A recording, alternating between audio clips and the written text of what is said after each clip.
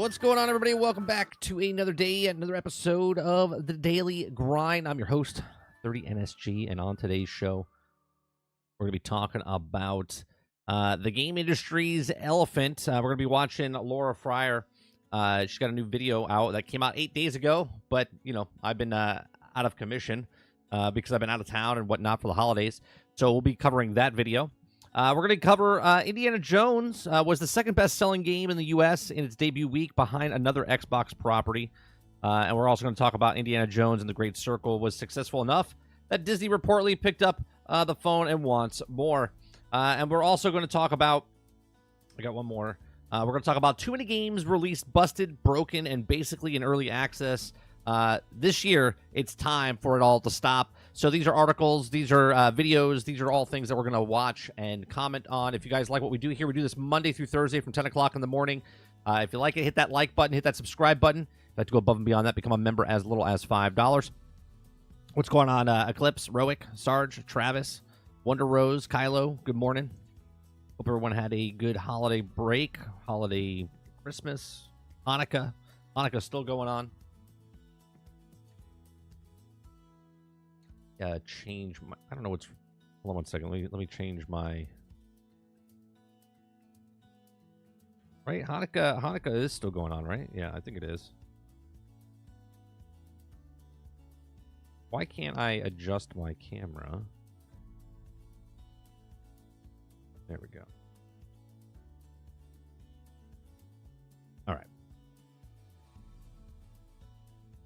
All right, let me see what you guys are saying. What's going on, Travis? Travis says, I hope everyone had a good holiday. Is ready to be broke next year. I mean, flat out broke. Figured it out last night. I have 10 games I'm interested in at $75 a pop. Who can tell how much that is? Well, let's see. That would be $750. Let's it's quick math. Quick math without tax and all depending on where you live. Come on, Sarge.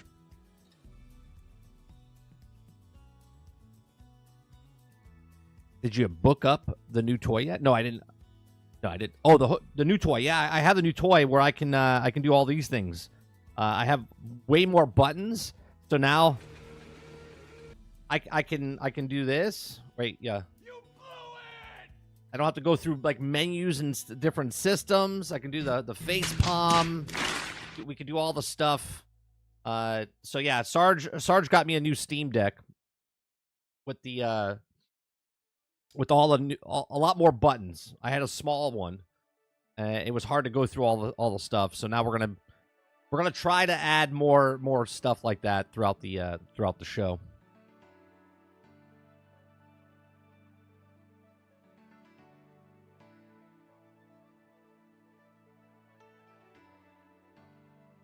Kyle says my fiance got to play Indiana Jones yesterday and she couldn't put it down. It's a really good game. Why is my camera feel like it's... I feel like they moved something.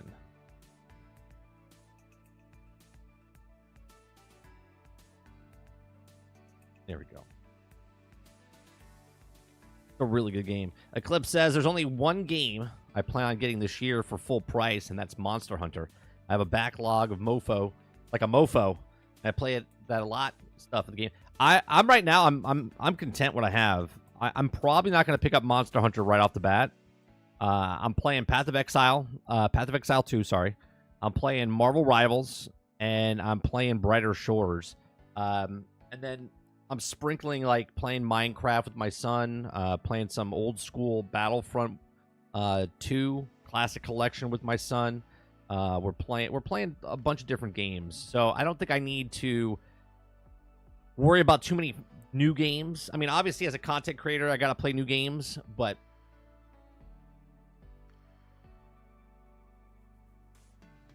Travis says, so GameStop employee told my cousin Indiana Jones is out. It wasn't except on Xbox.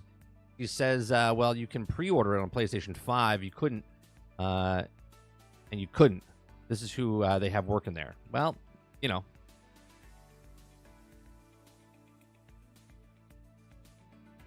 Oh, that's right. You and my wife went in on the thing for Steam for the Stream Deck. Wow, Kraken. Good morning. Oh, check this out. Sarge got me this.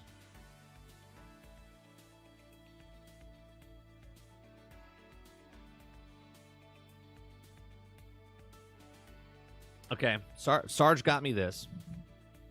This is the original, well, re-released. Okay, it's the, reprinted, I guess you want to say, Optimus Prime original. Okay, it's the 40th anniversary of Optimus Prime, which was pretty cool because 40 years ago, right? 40 years ago, when it first came out, I opened the exact same thing up, right? 40 years ago. So when I was 6 years old, I got this exact same toy. And now that I'm 46, my brother got me it again. Well, he didn't get it to me for the first time. My parents got it for me the first time. So there you go. Yeah. So I don't know if I want to open it. I kind of want to open it. Now, the box is a little bit damaged. A little damaged over here on the back corner, so it's not obviously, so the price will go down. So at that point, a collector will collect it, but it's Optimus Prime, right? So look at that. Looks awesome. It looks awesome.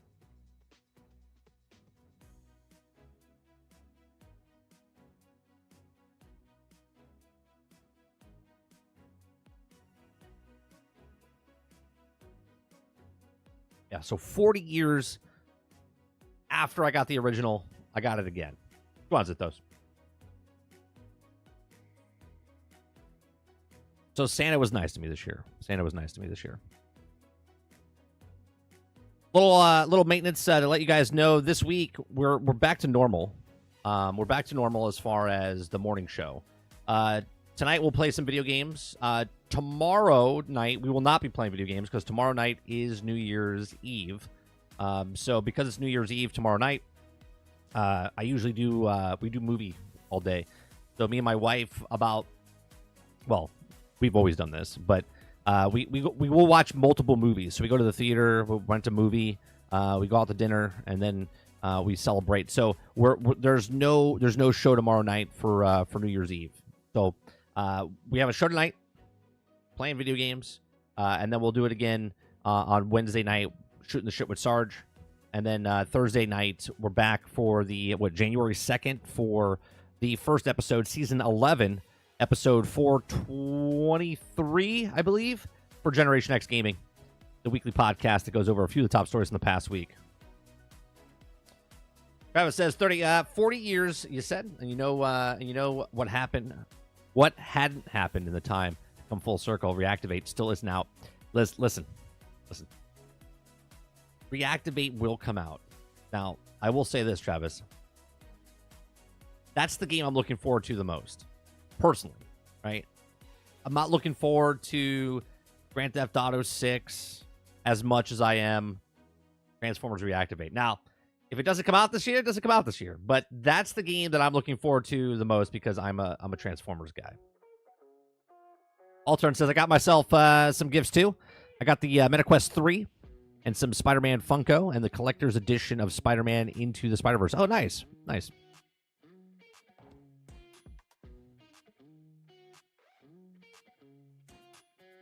I mean, look, it's going to come out. But we're talking about Transformers Reactivate. It's going to come out. But here's the thing. I'm not trying to get so excited where I'm disappointed. Does that make sense, Travis? Like, it's going to come out, but I'm not trying to hype myself up for it, so when it comes out, I'm disappointed in what the game is. I already know what the game's going to be, and my expectations for this game is that I'm not looking for this to be the one-all, be-all game that I'm never going to play any other game again. I'm looking at this as I want a Transformers game that I could put hundreds of hours in, and that game will be the one that I do it for. Yeah. It'll take everything else away. Like, yeah, if Grand Theft Auto 6 comes out this year, I'll play it. I'll love it. But at the same time, I'm looking forward to the Transformers Reactivate if it comes out. What's going on, Fat Dave?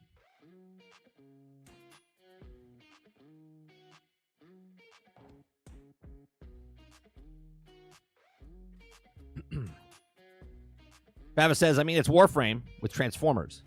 If you know that, you won't be disappointed. Well, the problem is I think they could ruin it with some of the...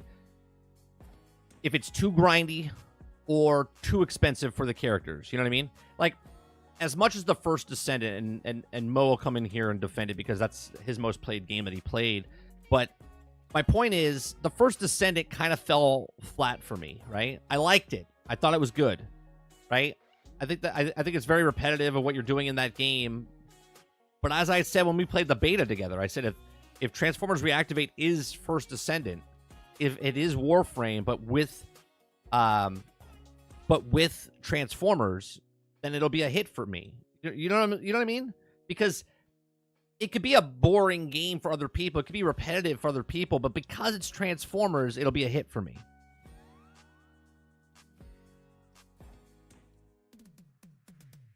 What's going on, Water Bear?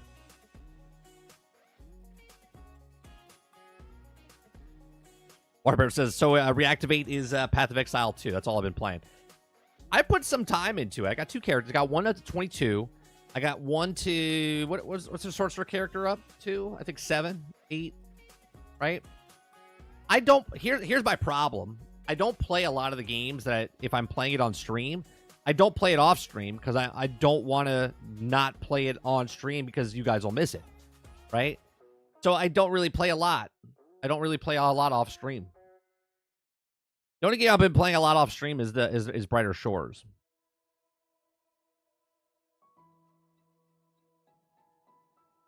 Roic says the IP can make all the difference. Absolutely, absolutely. Look at Marvel Rivals right now, Roic. Oh, we'll talk about that in a second as well. That later in the show. It looks like the combat. It looks good for the leak for the older footage that we saw, Zinthos. But who knows?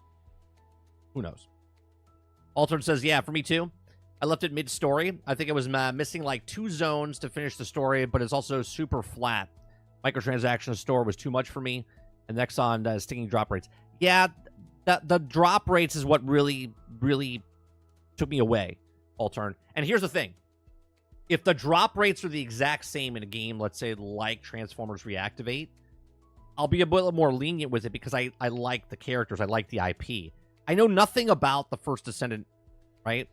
The IP doesn't really sell me to be like, oh, I beat the story. I did Bunny's story. Okay, I liked it, but I didn't love it, right? Same exact thing where the grind and the drop rate's shitty as hell. I'm going to like it because I'm playing Bumblebee. I'm playing Starscream. I'm playing Soundwave. You know what I mean? What's going on, Winzo?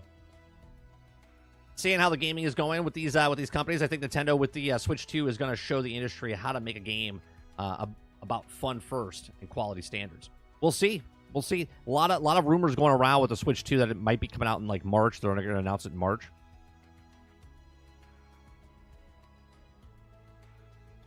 The bosses are pretty rough. I'm at a struggling point right now with my my mercenary at level 22. I gotta go back and level up a little bit before I can do the next boss. What's going on, Kuda Papa? What's going on, Robert Jones?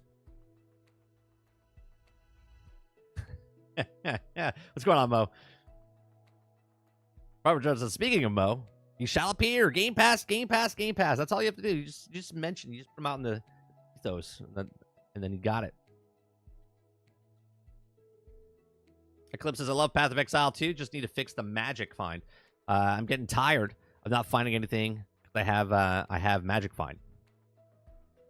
Mo says the drop rates are much better, and I like the story.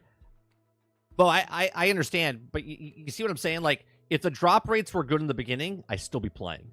But the drop rates were shitty, so it pushed me away, and I went to go play other games, right? And to go back, if Transformers comes in, I'm not going back to First Descendant. You know what I mean?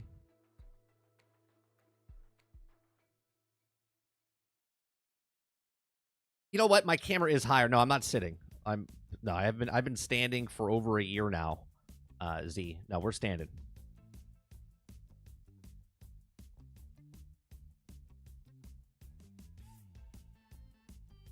What's wrong, Roadkill? Did I miss? Oh, Kuda Papa. I didn't even see that pop up. Thank you very much for the super chat, man. This is more than 30. Hope you had a great Christmas. Thank you very much for the 23. Well, it's not even a super chat. It's not a super chat. It's the monthly. It didn't pop up for me for some reason. 23 months. Man, 23 months. We've almost been 2 years monetized. Crazy. That's crazy. I think actually, yeah. January. January will be the first month we were. So in 2 days, it'll be 2 years since we got monetized. That's crazy.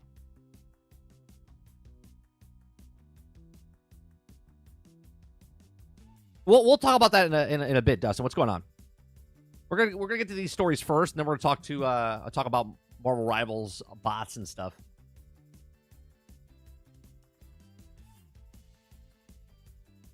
Roic says, I just got through Act 3 the first time and only died like twice.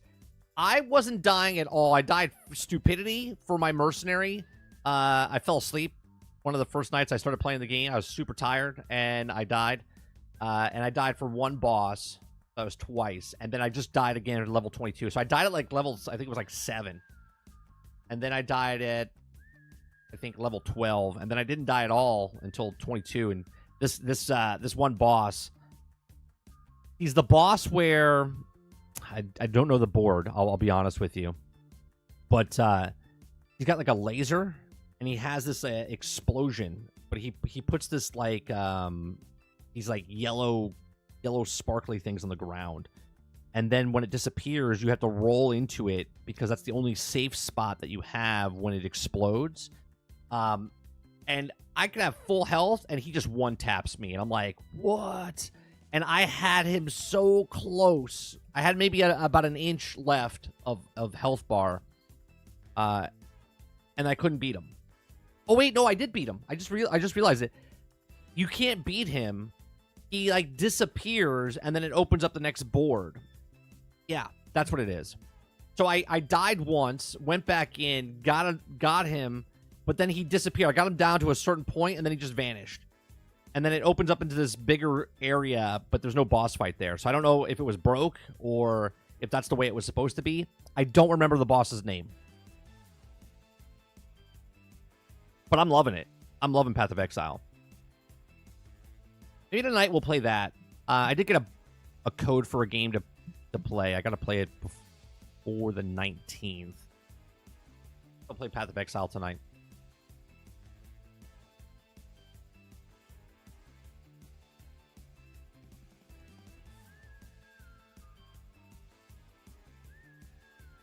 I think my chat is frozen. There it goes.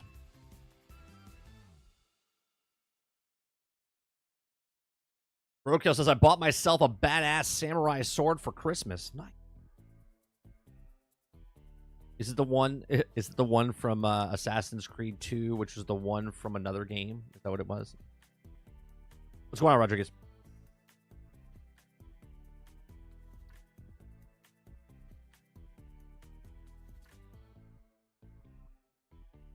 Mo, with the 22 months, says hashtag boot on the next season in full effect. If you build it, it will come. Game Pass next year, looking great for great for Game Pass. Hopefully, all had a great holiday.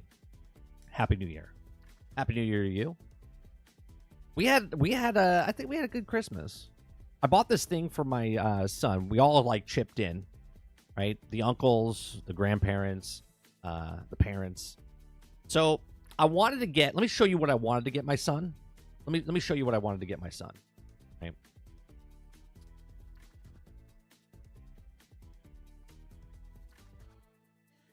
Let me show you.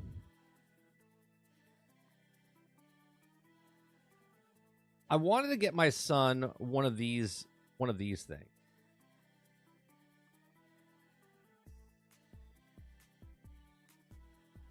One of these things, right? We were gonna get some drift carts. Okay. But then I was like, I don't know. I was like, maybe just not yet, right? I wanted something I could build with my son and like fix it up. So I was gonna get used ones, and then like paint them and fix them up and soup them up and whatnot. They look like a blast. Instead, I got my son. I found this thing.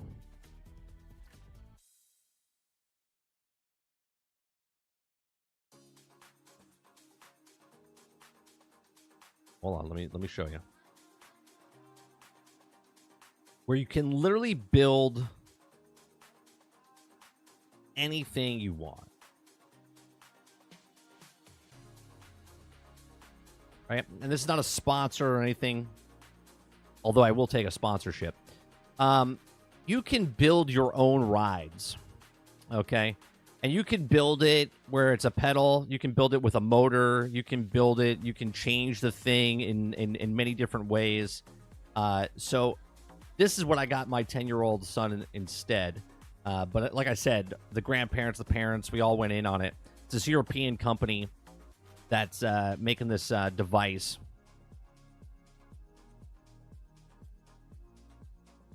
So you can literally create whatever you want. Motorcycles, ATVs, go-karts, drift carts, scooters. And my son is very, very engineering, right? So we got this, and I started building it the other day with him, but we're missing the third box. We're waiting for the third box to come in. But yeah, you can literally build anything. Right? Look how cool this stuff is. Right? You can literally build whatever you want.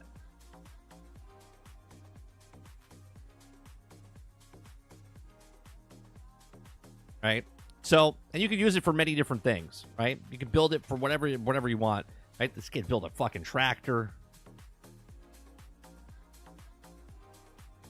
And that's what's cool, right? So you can build little go-karts, big go-karts. Someone built a freaking DeLorean with this thing. So, someone built a mech. There you go. Someone built a forklift.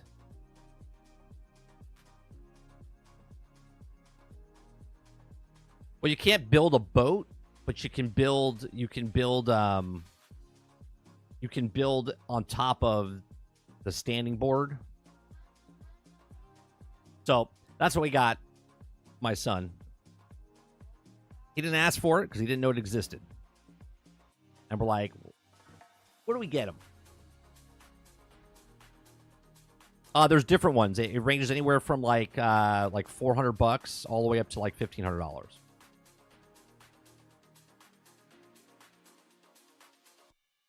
Now we have a European content creator.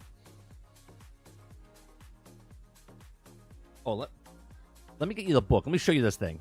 This thing's crazy. Hold on one second. Give me 1 second.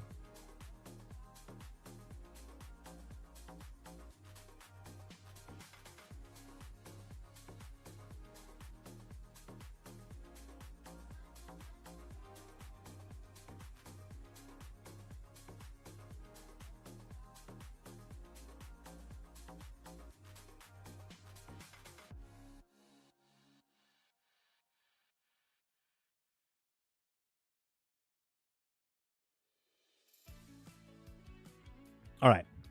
So look at the back of this thing. So, someone created a frickin' mech. Now I don't know if the thing is operational, okay, but that's pretty insane. And then somebody created, if you can see that, that's the tumbler, the bat tumbler. Right there. And then someone created a DeLorean as well. What is this? What does this say? If you are walking in the mech, we have a problem. That's what my son said. Walking, we have a problem.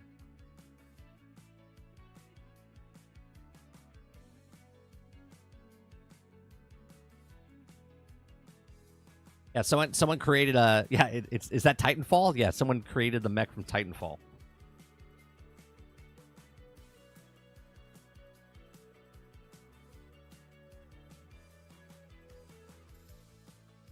Yeah, they had a kick. I think that they had a Kickstarter like 10 years ago, Infento, and it came up in my feed. I want to say around Thanksgiving, and I was like, this is badass. Like Lego on steroids. All right. Let's get on with the show. Even though this is the show, let's start off with Indiana Jones news here. So, Indiana Jones and the Great Circle was successful enough that Disney reportedly picked up the phone and wants more. But before I read that, right, people were saying that it wasn't doing very good, not doing very well.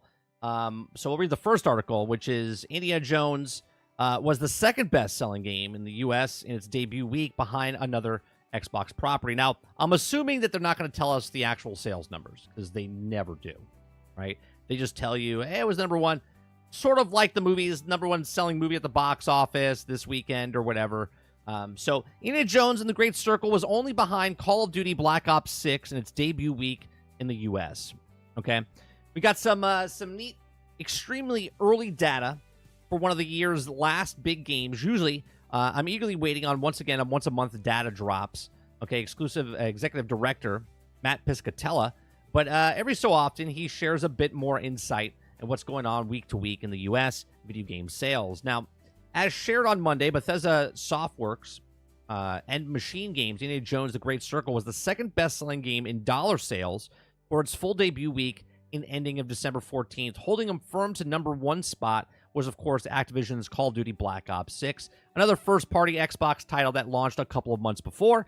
And Indiana Jones Black Ops 6 was dominated by the charts since it launched, being the best-selling game of October and November in the U.S. Now, it says, I say the full debut week for a reason, as it's starting from December 9th, and the day was a standard edition of Xbox Game Pass launch on Indiana Jones was available. Now, players who purchased the premium edition or premium upgrade for the Game Pass subscribers were able to start playing on December 6th. These sales aren't counted for the following week, making the figure a bit more impressive, especially since players enjoying the game solely through Xbox Game Pass naturally aren't counted on the dollar sales chart. Okay, in a separate post, Piscatella also shared that Indiana Jones: The Great Circle was the third most played game on Xbox Series X and S consoles for the same week, using the data trafficking hours and not concurrent players. Okay, it says obviously this is just the earliest results, and there's also have to be a better picture on how Indiana Jones: The Great Circle is selling as the time goes on. Still, he says, I'm happy to see that it's kind of a solid debut, and I'd love to see the word of mouth continue to result in more players and sales. We could also use more old school fun Nazi punching in our lives. It says, I don't want to be to see Quake or Wolfenstein abandoned, but after the game is also being much fantastic examples of how to be licensed cinematic properties justice, I do hope that we get at least one more Indiana Jones game from the crew of Machine Games, maybe set right after the events of The Last Crusade. It says, if you need to be more convinced on picking this game up, read my review. Yeah, so the game is phenomenal. If you're on the cusp and you're like, should I play Indiana Jones? If you're on Xbox, if you're on Xbox and you have Game Pass, give it a shot. It's a fantastic game. If you don't have Game Pass and you don't want to spend full price, get Game Pass for 1 month and give it a shot, and then play other games if you can. If you looking to buy a game, you're like, should I buy it full price? This is worth full price, right? It's worth full price, in my opinion. Okay, I haven't finished the game yet. That's actually what we're going to play tonight. We're going to continue playing Indiana Jones tonight because I haven't played it. It's been like 14 days since I last touched it. So we'll probably continue that tonight with the gameplay tonight for another 3-4 hours of Indiana Jones. All right, so Indiana Jones and the Great Circle was so successful that Disney picked up the phone and was like, hey, we want to start another one. Okay, and I actually said this while we were playing. I said, man, wouldn't it be cool if they gave us like DLC, if they gave us a sequel to this? I was like, this is a really good game. And of all the industry, what we're talking about, we have another article that we're going to talk about. Too many games come out broken, buggy. This game is a game. Like, they made the game, they sold the game, and it's a fantastic game. And when it first showed, and I was like, I don't know if I'm going to like a first-person Indiana Jones. I was like, they should do it third person. We talked about this like over a year ago. After playing it, I was like, man, like, this is the right choice. This is the right choice. You are Indiana Jones. The cutscenes and the CGI or whatever the cutscenes, they're phenomenal. Like, Troy Baker does so good. Like, you forget that Harrison Ford is not the actual character. Okay, they nailed it in every way, shape, or form. The puzzles are good. I have a couple little nitpicks here and there, but man, the game is a game. And here's the funny part. Before I even read this one, it's so successful just on Xbox and PC, and now it's coming out to PlayStation in February, right? End of January, beginning of February, which is going to make more money, because I can't imagine you going, unless you're like a super hardcore Sony fanboy, where you're like, no, I'm not gonna touch anything that's Xbox. Like, which is stupid because they're playing Call of Duty, right? Anyway, this is just going to make more money. So it's already successful. Disney already wants you to get the next game going, and it's not even out yet for PlayStation. So good news all around. I don't know why my chat is really far behind. It's not picking up here. Give me 1 second. I don't know why it's doing what it's doing.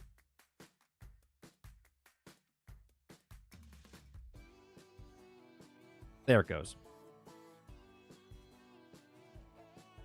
Yeah, it is like playing a movie, Fat Dave. Roadkill says, yeah, I think I'm at the last landscape. I'm in the jungle on the boat. I finish it tonight. Will you play? Yeah, no, I'm gonna play it tonight. I'm gonna play it tonight and continue playing try to continue the story. I don't know if we'll beat it tonight, but we're definitely gonna continue playing.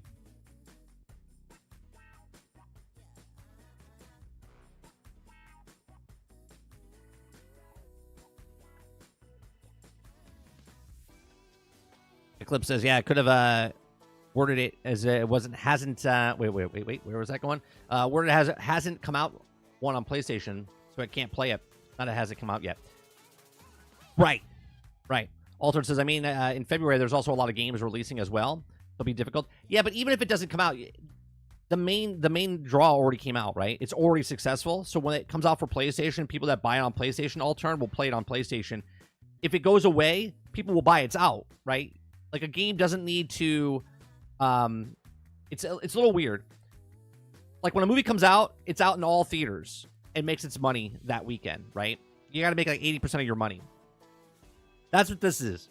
It made its money. It's successful. They're already ready to go with the next version, number 2, whatever it is, and everything else is just bonus, right? So PlayStation's just bonus on top of. So let's read this, right? It says, Indiana Jones The Great Circle has been a great play, but it's also been seamlessly great success as the right holders of Disney reportedly want more Indiana games in the future. Okay, it also comes courtesy of the Windows Central journalist leaker Jez Corden, who said that he heard that Disney is picking up the phone and wants more Indiana Jones in an episode of Xbox 2 podcast weeks after Machine Games and Bethesda launched their own first-person take on the iconic Tomb Raider adventures. Now, just earlier this month, Lucasfilm's Vice President General Manager Douglas Riley spoke about the possibility of more whip-cracking adaptations. While also nothing's official in development, Riley said that the team is also looking forward to great stories. And good news is, yeah, great stories, because they couldn't do it in the actual, the movie that they did for Indiana Jones, that abomination. Okay, and good news is there was also a lot of space in between the films where it could also tell more of the Indiana Jones stories. I think that would also be super interesting. Okay, he says, we also don't have an official number of how well Indiana Jones The Great Circle is doing now, but Matt Piscatella revealed that it is also the second best-selling game in the first full release week of North America, trailing only Call of Duty Black Ops 6. Again, we don't know the parameters of the thing, but it does sound good on paper, doesn't it? It's the second best-selling game last month, or this month, I should say. But think how idiotic Disney has to be, where not only did they release this game after the movie, where the movie was an abomination, right? The what was that? What was it called? Dynasty, Indiana Jones, Dial of Destiny, something like that, right? they could have released the movie and also released the game at the same time. Could have done that little cross promotion type of thing. But no, they told a shitty story of Indiana Jones that was not popular in any way, shape, or form. And then they release a game that is actually based off of the actual character from the first 3 films. And as I'm playing, I said that this is the 4th movie. Like, Crystal Skull, Dial of Destiny don't exist. They don't exist in my brain. I've never seen them. Okay? Never will. I'm glad that I've never watched those and I've played this game, because this game is the 4th movie. Just like when I played RoboCop last year. RoboCop video game, if you haven't played it, fantastic game if you're a RoboCop fan. That is the sequel, right? That movie is better than the other movie they made for RoboCop. Right? And I think they have a good thing here. Not only, they don't even have to make a full game for Indiana Jones. They could just do DLCs if they really wanted to, of smaller little content of finding artifacts or whatever else. Now, obviously, would I want another game like this? Sure. Right? And another 3-4 years from now, they come out with the Indiana Jones, and it's not Indiana Jones and the Great Circle 2. It's Indiana Jones and the next title, whatever it is, right? That's what they need. And if Disney's smart, they'll continue it. Why? Because they suck at the movies. Because, look, Harrison Ford is not getting any younger, right? They're not going to make another Indiana Jones. They're going to have to pass the torch or recast, okay? That's what they're going to have to do with the movies. But in video game form, they have... It's endless, right? Troy Baker can play Harrison Ford's voice for the next 5 games. Do you know what I mean? This is better than movies. They can make way more money off of this in the long run. We'll see, right? We'll see. If you guys like what I do, please make sure you share, like, subscribe, and if you like, hit the rest of our other videos. Check them out, and I'll see you guys on the next one. Thanks for watching. Man, am I rusty. Man, am I rusty. Dial of Destiny is a good movie. I will die on that hill. Maybe a little too long. Dial of Destiny is a good movie. I don't believe you. I don't believe you, Lucas. It's not the Indiana Jones movie. It's a movie. I'll give you that. I'll give you it's a movie. But that's where I'll stop.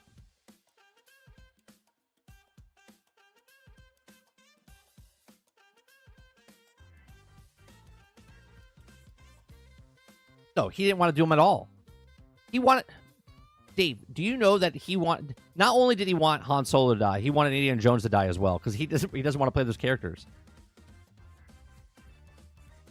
He doesn't want to do it. I bet you he's so excited that Troy Baker made his voice and was like, oh, shit, now I don't have to do it anymore.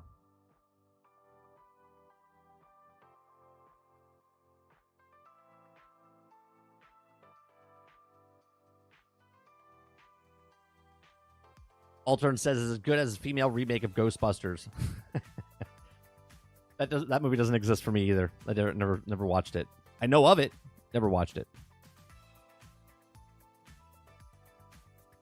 Eclipse says, yeah, that's a hill you're gonna die on alone.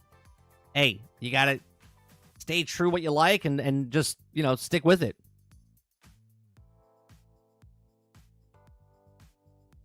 I don't think Harrison Ford's broke in any way, shape, or form.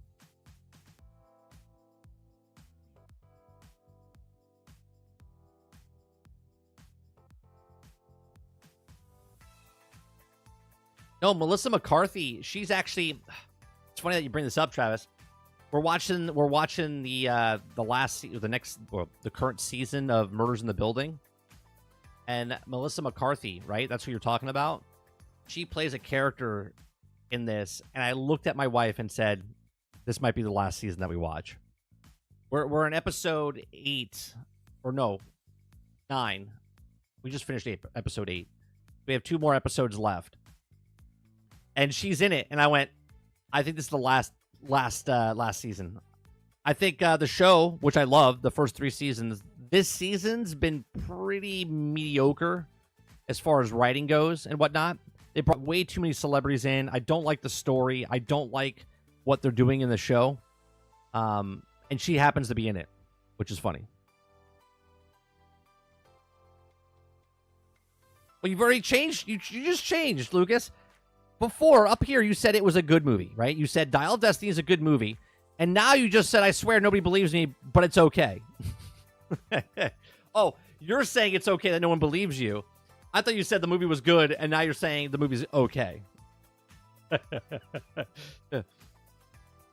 Hey, you look, have that treasure all for yourself, right? Have that treasure all for yourself. Don't worry about it. You don't have to try to sell me on the Dial of Destiny. It didn't work when Disney tried to do it.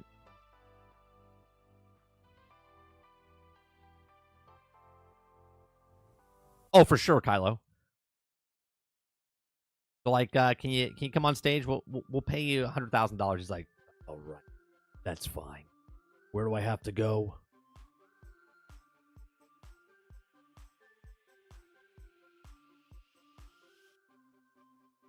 Then the teleprompter didn't work, and he was just like looking at like what the hell's happening here.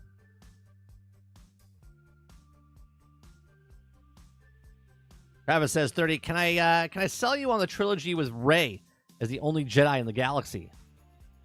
No, you can't. No, they can make that movie, Travis, and I'm done. I will not watch the next Star Wars trilogy with those characters. And I like Daisy Ridley. I did.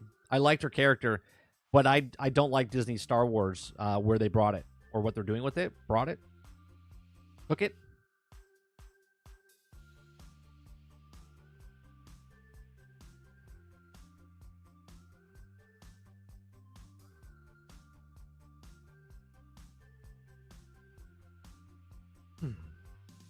I really hope he does a good job playing the Red Hulk, or I'll let the next Cat movie is good.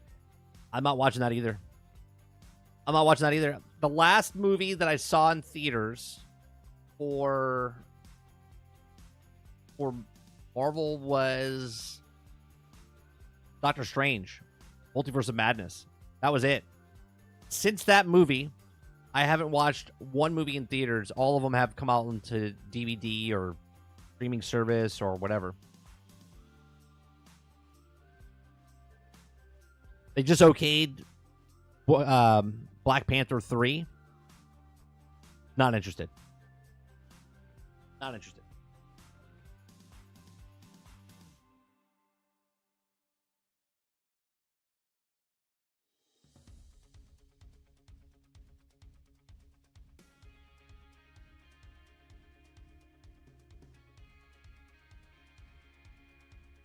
The Superman trailer looks okay. I'm not. I think the movie looks good from the trailer they showed. Like I talked about it, 10 days ago. I just don't like that they have so many characters in a Superman movie. Like, it's the first Superman movie for their league. Like, just give us a solo movie. You don't need other characters to pop them, prop them up. Here's the thing, though, right?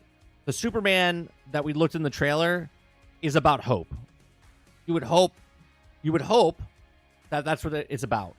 Okay? Like the Christopher Reeve Superman, he didn't need this big bad guy, right? Lex Luthor's there, but it wasn't like this dominant fight or anything. It was just him saving people, being Superman, like, right? And then all the other Supermans that have come out always had this like big bad guy or whatnot. And then this one, there's a big bad guy, but there's also all these other superheroes. And I understand it's from the comics, and I understand it's from a comic run, okay? But at the same time, I'm just like, I think it's a mistake to show Superman for the first time and have all these other superheroes around. I don't want an origin story. You don't have to give me an origin story of Superman, but you can just tell a story of Superman. That's my biggest pushback on what the new Superman is.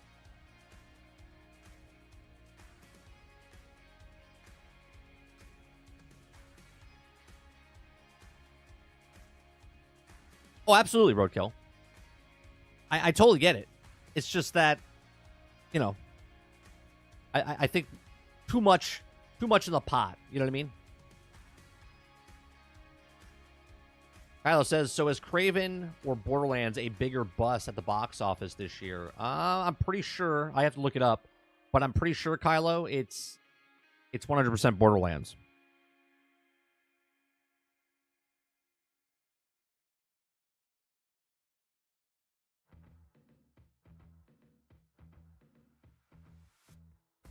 I can't even find Craven.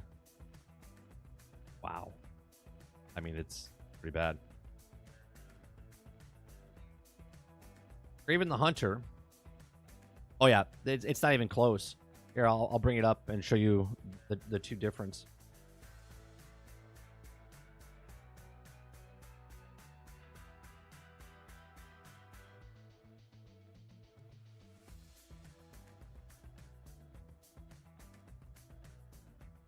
Not even close. All right, so Borderlands, 32 million worldwide. Domestically, 8 million opening weekend. Craven, okay. Craven made 11 million opening weekend, but it made 52 million, okay. So, yeah, Borderlands pretty bad. Borderlands so bad. Borderlands is bad.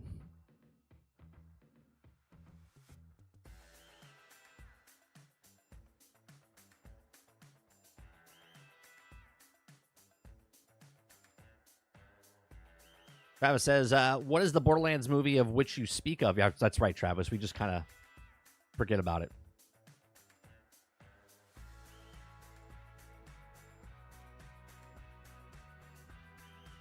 I watched Borderlands Roadkill at 1.5 speed, and that I couldn't get my time back. It was terrible. Terrible. Don't waste your time, Dave. Don't waste your time. The Borderlands movie is absolutely horrendous.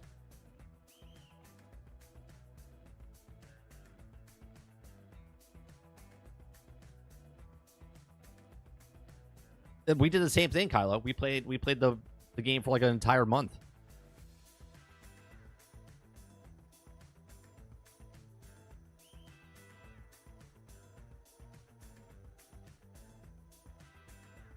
Come on, Drummond.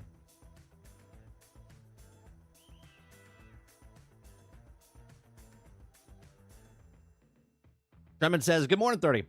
So in the Superman movie, if you don't introduce the enemies, how will people know about them if they don't read the comics? Well, you just tell a story. Here's the thing. I'm okay them putting enemies in the movie. But how many people are you going to put in the movie?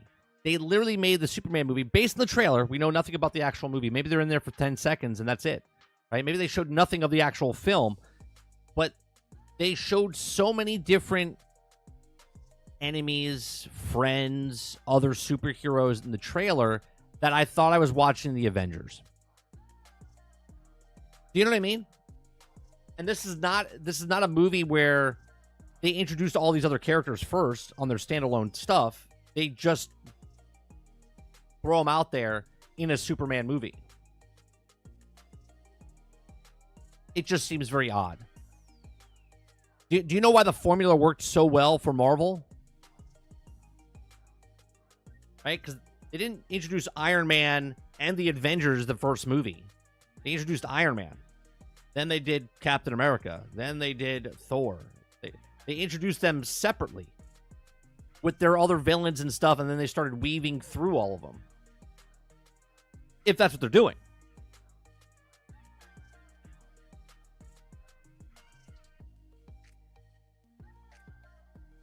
Arbiter says Superman's movie should have Lobo as the main bad guy. Have him hunting Superman across the galaxy. This is why they show him knocked out in the snow. That would be interesting.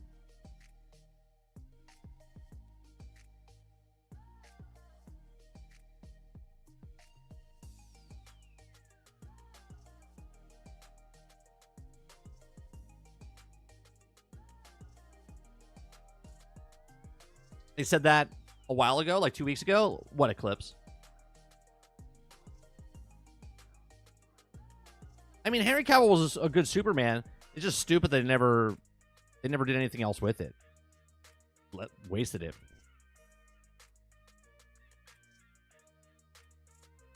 DC was so far behind, and then they tried to... Yeah, but it didn't work for them last time, right?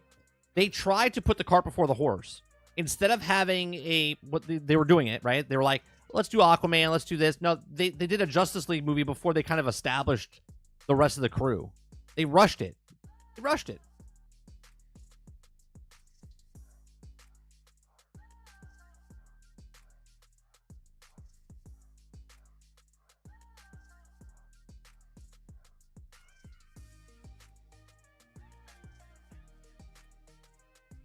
It's just, I don't know. When here's the thing. I know that we don't look at it, but just comic books in general, we think it's a huge market, right? It's a market. Don't get me wrong. And I'm not saying in any way, shape, or form that it's small. What I'm saying is that people that read the comics back in the day is much bigger than comic book readers today. Okay? These are facts, right? There's less people reading comic books today than there was back in the day. Okay? And even back in the day when comic books were at its peak, it was still a niche overall community. Not until they went to the theaters and then people that never read comics started watching comic book movies, started becoming fans of the comic book characters. Okay? Then you had this two different sides. You had the purists, the comic book reader, okay, that said, oh, this is not how it was in the comics. This is how they took this bits and pieces from this, right? You had those guys. Then you had the people that were just comic book fans from the movies, okay? Well, now you have the comic book fans and the comic book fans and the comic book movie fans watching a Superman film. And the Superman film from the comic book guys are like, this is so good. This is such a good, like, the original source material type of stuff. Then you have everybody else going, I don't know those characters. I don't know those characters because these people didn't read these. And these people are such a fine, minuscule group of people in 2024 that when you make a movie and you throw so many people into it, it's like, how much screen time can they have? Right? In that medium, in a comic book, you're reading issue after issue after issue after issue. Okay? In a movie, it's an hour and 50 minutes, 2 hours, 2 hours and 30 minutes. Travis says, 30, do you gotta ask, but do you think that Fallout TV show is proof that the creator is involved, that it can be good? Like if the solution of the licensed stuff have the creators involved in the show? I mean, I think you should stay close to the source material. That's why it worked where it worked the first time, Travis, right? So, like, the Superman worked because it's Superman back in the past, okay? Stay close to the source material. But then, when they take it away from the source material and they make it their own thing, then you get the pushback of the purists, which is the comic book fans. Then you have the people that are the movie fans. The movie fans are like, oh, I like the movie, but the comic book's like, I don't like it because it's not what it was.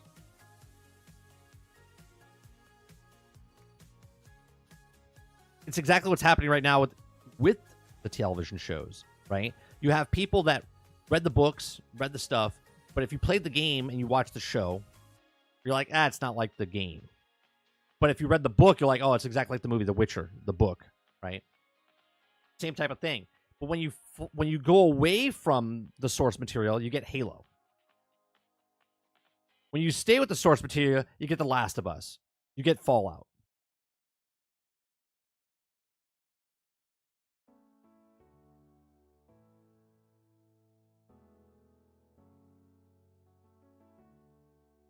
Water says it also needs a Civil War style fight because we love to see heroes fight. Yeah, of course. I just think it could be too much for a lot of people that don't know anything about the Superman. They know Superman, but they don't know any of the other guys. They don't know Guy Gardner. They don't know any of those people.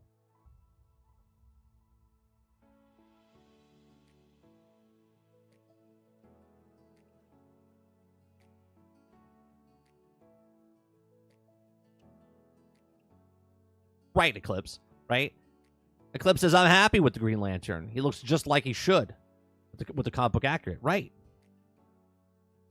But for the people that are the purists, the people that like the comic books are like, oh yeah, he looks exactly like that. But then everybody else is like, who's that? Who's that?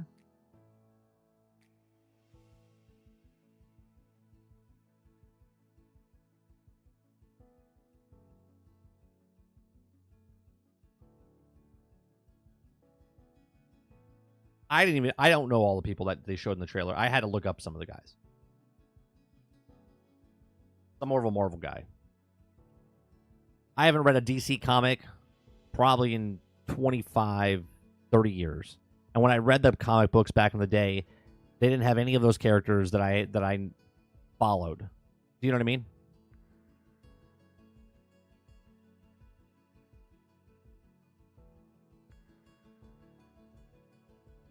I think there will be a Squirrel Girl movie. I don't think they need to attach to anything either, Travis. I think they could just have a standalone Squirrel Girl movie. But I don't think you put it in block. I don't think you put it in pictures. I think it goes straight to like a, maybe, you know what? Maybe not a movie. Maybe you do a mini series of Squirrel Girl. Introduce her. Maybe you do like what they did for Kamala Khan with Miss Marvel, right? Maybe you do like a 2-episode, 4-episode Squirrel Girl television series type of thing. That would make much more sense. Not 8. Don't stretch it out. This is the problem that a lot of these shows have. They take something that shouldn't be a movie and they turn it into a television series and they make it 8 to 10 episodes. And you're like, just let's walk and talk and let's walk and talk. It's like, can we move this show along? Like, there was so much boring stuff going on. It's like, all you need, take it like a movie. If it was a movie, then make it 4 episodes, 30 minutes each, done. Right? Make a little mini series of it, done.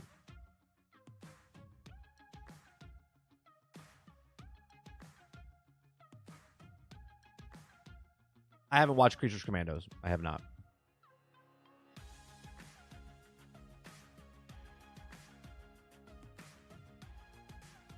All right.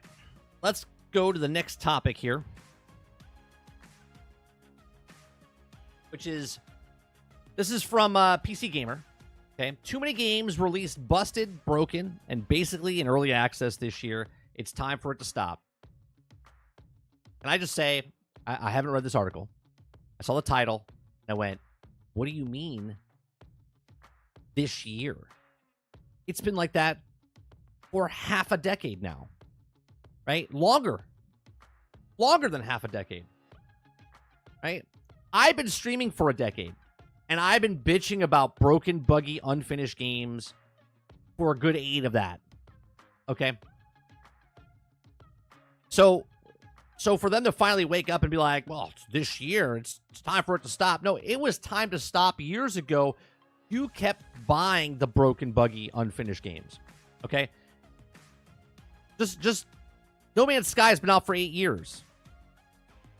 Okay? Guys like what I do.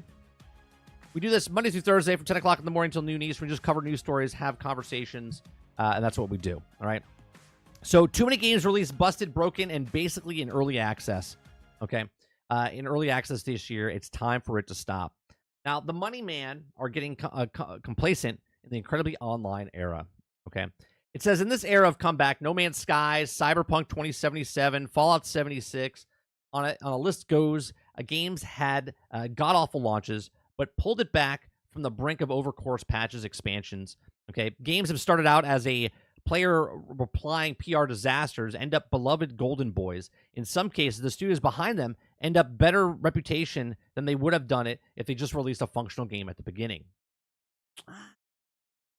That's really hard to say from hindsight's 2020, right? You could say now that people love No Man's Sky and Hello Games more now than if they released a game. Who would have been mad at Hello Games if it released a finished game at launch? Who would have been mad at CD Projekt Red if Cyberpunk 2077 worked on day one? Who would have been mad at Bethesda if Fallout 76 worked on day one? How did they get more right? They got a better reputation for fixing it. I don't think that works that way. You let me know, chat. Do you feel that Hello Games, Cyberpunk, or CD Projekt Red and Bethesda are in better standings with you today than they would have been if they just released the game in complete form at launch? Let me know in the comments section. Let me know in the live chat. Okay. He says, but I'm calling it. Enough. We're done. From now on, we're only releasing games that are actually complete. Hold on a second. Stop it. Get some help.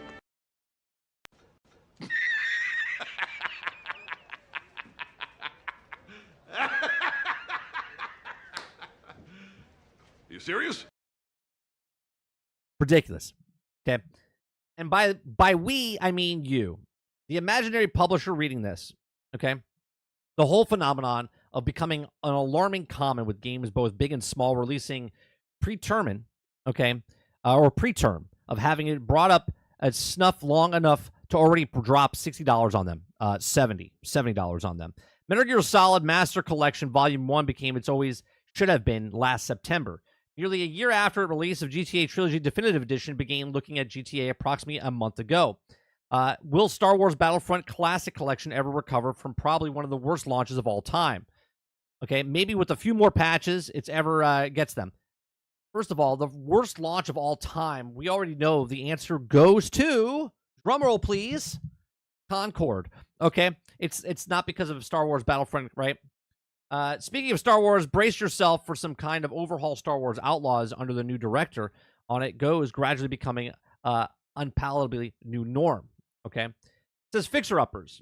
Admittedly, all this is a little odd for me to say, given that Stalker 2 is one of my favorite games released this year, and I gave it a pretty glowing review. Hello, you are the problem. Okay, you are the problem. Okay, right here. Admittedly, it's a little odd for me to say that given Stalker 2 is one of the favorite games released this year, and I gave it a pretty glowing review. We read his review. We read this person's review. Okay. If Stalker 2 was incomplete at launch, and yet you said, it's pretty good, you are the problem. Okay.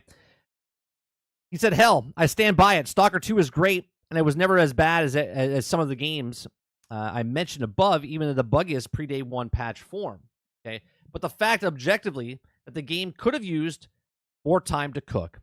Okay, and when GSC creative director said that it's not perfect and we need to fix everything, but it's a game. It's a game with soul, with feeling there, and I love there. Okay, it says even the problems, you can't fix them if you don't have the game. I gotta read that again in English. Okay. He says it's not perfect. We need to fix everything, but it's a game. Okay, it's a game with soul, with feelings there, with love there. Okay, even with the problems, you can't fix them if you don't have a game. I got my brain whirling, or it got my brain whirling. Okay, so I kind of get it. I kind of get it, right? Like if I don't do a stream, then I can't improve my stream, right? So you just kind of got to do it.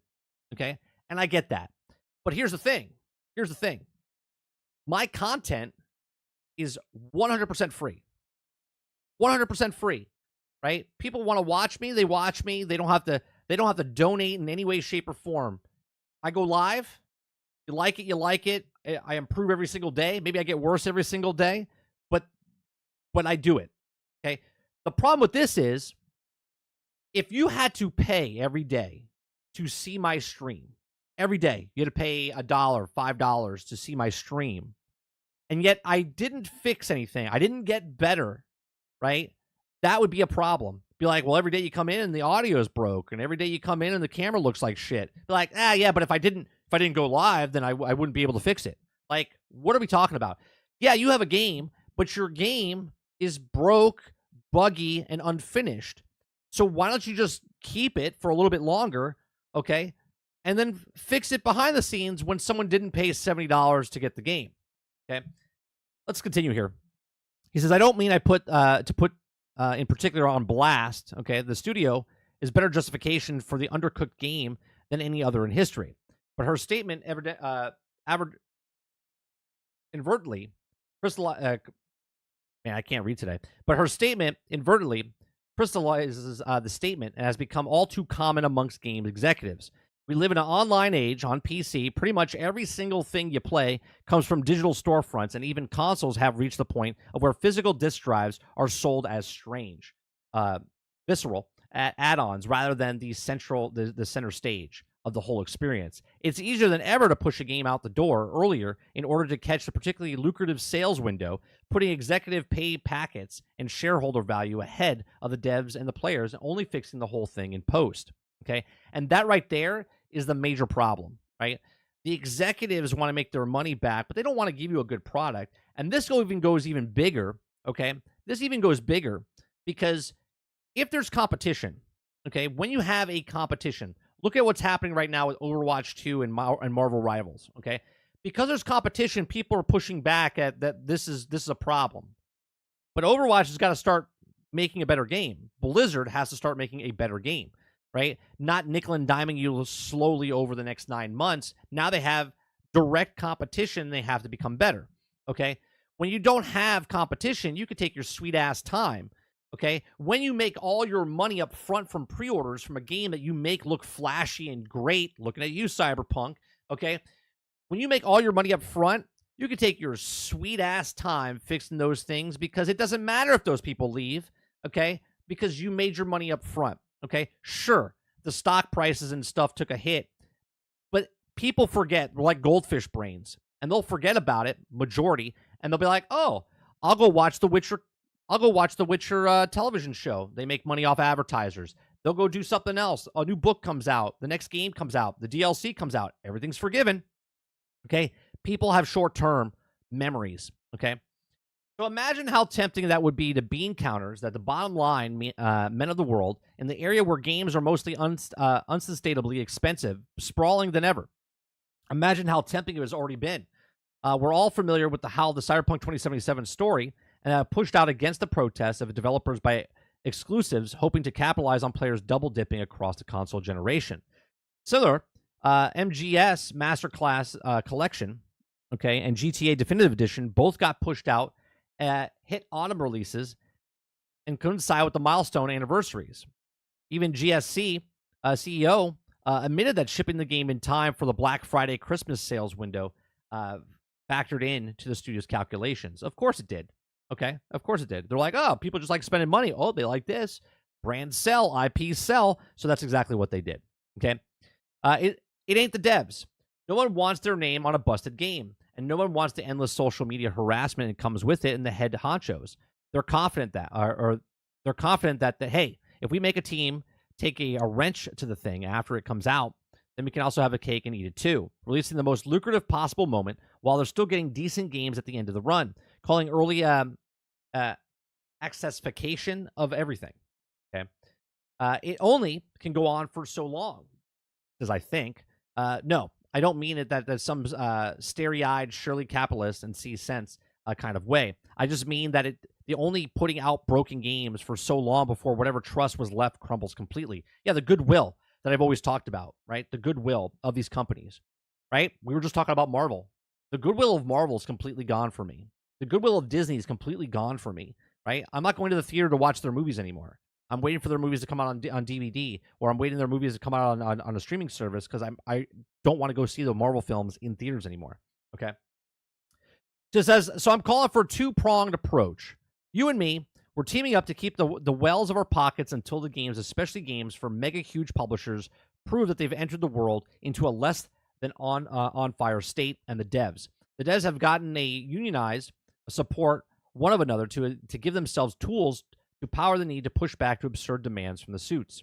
And well, to be fair, devs have way better reasons to be shoring up their own power right now than making sure it didn't feel like it was wasted $60. Where's he getting the $60 from? It's 70, 100, 120, right? But still, putting out a busted game with vague promises to fix them later isn't acceptable. And putting it at the end to it means taking power out of the hands of the people who also pull the purse strings and putting it in the hands of the people who are doing the work, and maybe even scaling down how ludicrous and ambitious the unsustainable modern games are Well, kill two birds with one stone, as far as I'm concerned. Okay, so I'm glad that they're finally seeing, right? But it's never going to change. It's never going to change because here, let's be honest. Okay, um, let's say that Marvel Rivals came out broken, buggy. People that are huge Marvel fans wouldn't care. They're going to buy the game they want to buy, right? There's nothing that I can say in any way, shape, or form to talk to you guys and tell you not to buy a game. Okay. The only thing that I could do as a content creator, as a person that likes playing video games, is give you information going, this game is going to come out broke, buggy, and unfinished. You probably shouldn't buy it day one, right? And give you like pre-warning cursor of, hey, this game is probably not complete. Warning signs like when you come on someone's property, right? Trespassers may be shot. Okay. Right. If you get shot when you're on someone's property and be like, oh my God, I didn't see it coming, you missed the sign. Okay. I'm just pointing out the signs to you. Hey, Skull and Bones is going to be broken, buggy. Hey, Battlefield's going to be broken, buggy. Hey, this game's going to be broken, buggy. Now you could go out. Obviously, you're going to go out and you're going to buy the game you want to buy. You're going to tell me that you're having fun with it. But at the end of the day, I'm only trying to tell you that the game is this way. And if you buy the game or you buy microtransactions and you're doing these things, they don't see it as, well, they're not buying it because they don't like it, right? They're not buying it, right?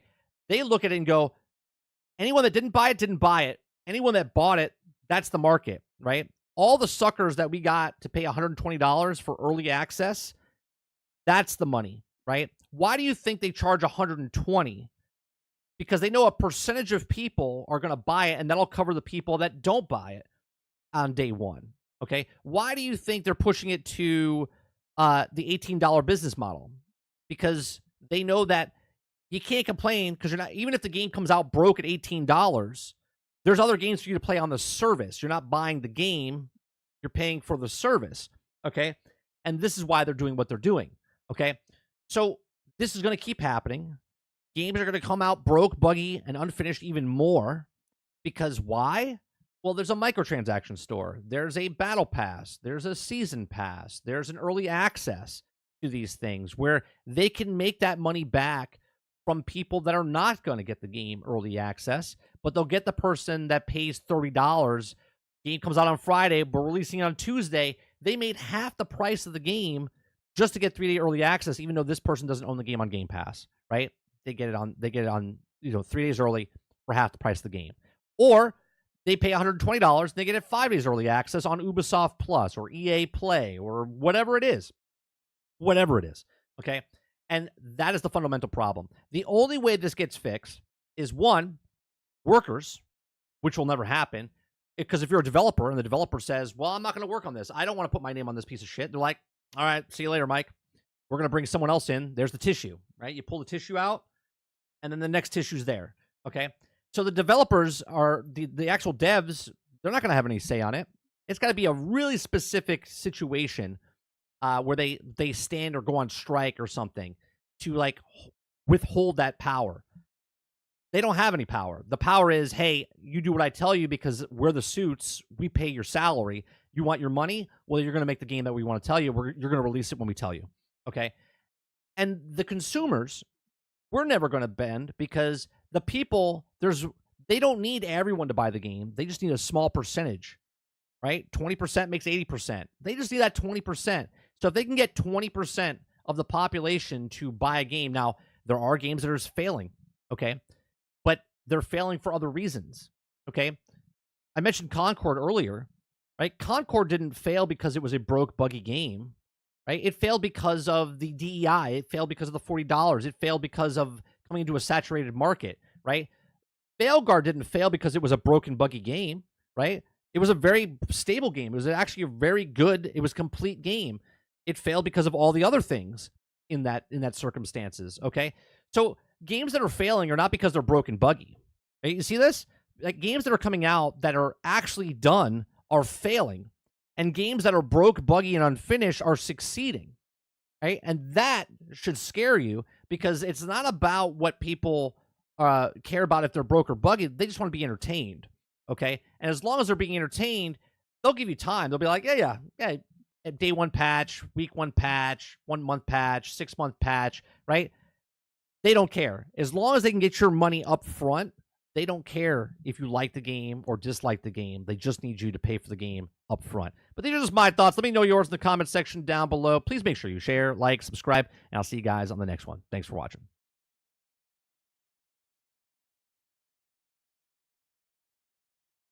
All right, let's see what you guys are saying here. Lucas says CDPR used almost all of it, not in their goodwill points. This is the reason they can continue. Right. They're like on empty, and then they filled it up.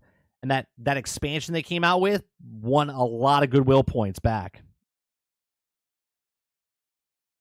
Robert Jones says they get a lot of hype from releasing broke, and then even more praise once they fix it. Yeah, that's true, right? Instead of coming out and going, hey, it's a complete game. A perfect example, Jones. You're absolutely correct on this one, right? Maybe the article's correct, right? They come out the game as broken, buggy, but then they get more praise for fixing it. Indiana Jones is actually a really good game. No one's giving it praise. They're just like, yeah, it's Indiana Jones, right? You don't get praise because you came out with something that actually works. You get praise for something that's broke, buggy, and unfinished, and then you fix it, and you're like, hey, they fixed it. Yeah, look, they fixed it. Right? Travis says, I have a real question about the upcoming game, but not until they're able to discuss whether it's on here or in Discord. For what? Of course, there's also a job to make good games. It's your job to consume it. How they see it and how they always will see it. They just need the people to buy it. They don't need all of us to buy it. They just need a certain percentage to buy it to make their money. That's it. If they come out and make what Pal World made, if they come out what made Helldivers made, or if they come out what Marvel Rivals made, that's just a bonus. Roic says they get it in semi-playable state and then use the money to rolling it and finish it with the patch and whatnot. It seems to be the new MO. You would think that they already have the... See, that doesn't make any sense, though, because they already used the money to pay the entire staff or whatnot. Like, that's the budget of the game. It's just weird.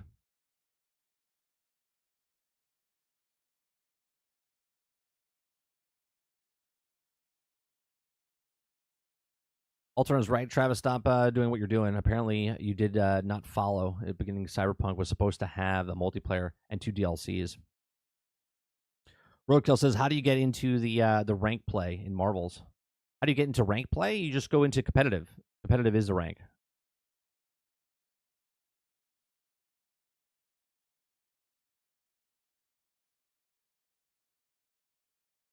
Travis says, today I posted you a game.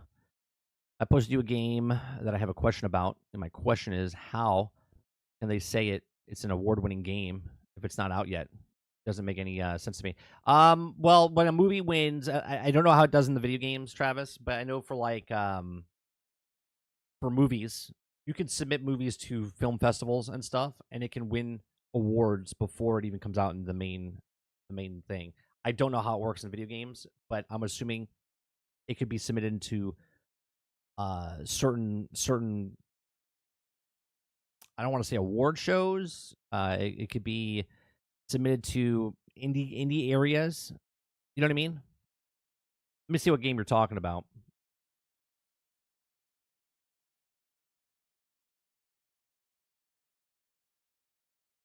Survive the Horrors. That one that you just sent me? Yeah, they could have submitted it to something, and then that's how they get the award part.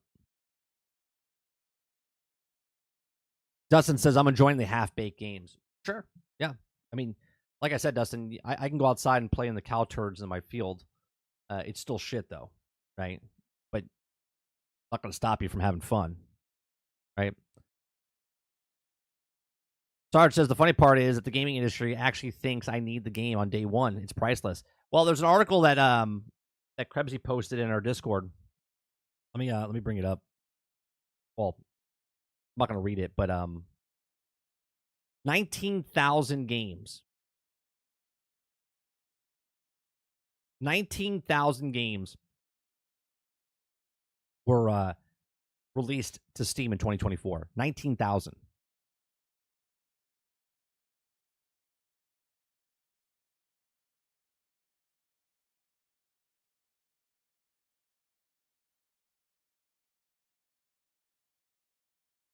Travis says, yeah, that's what I was thinking. Maybe they won some best upcoming horror. Yeah, they could have submitted to something and they won, right? It's very easy. So whatever award they said, then just look it up and see where it was.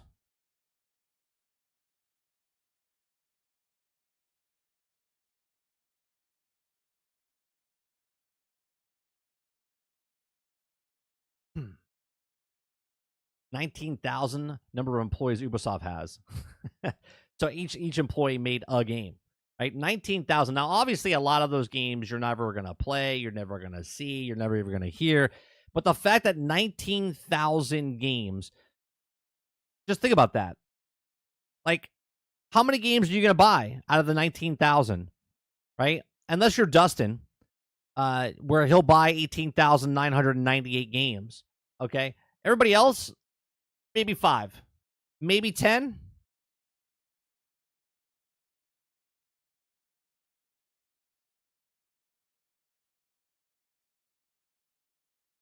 Do you know what I mean?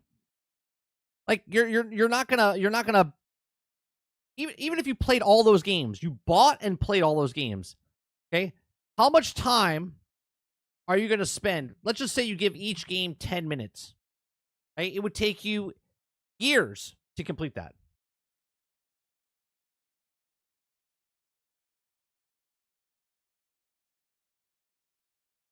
Travis says, "I think I bought 25 games this year." No, you didn't.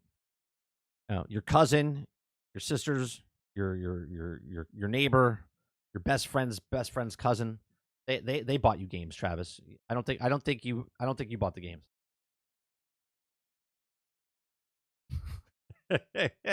You bought some. You bought some.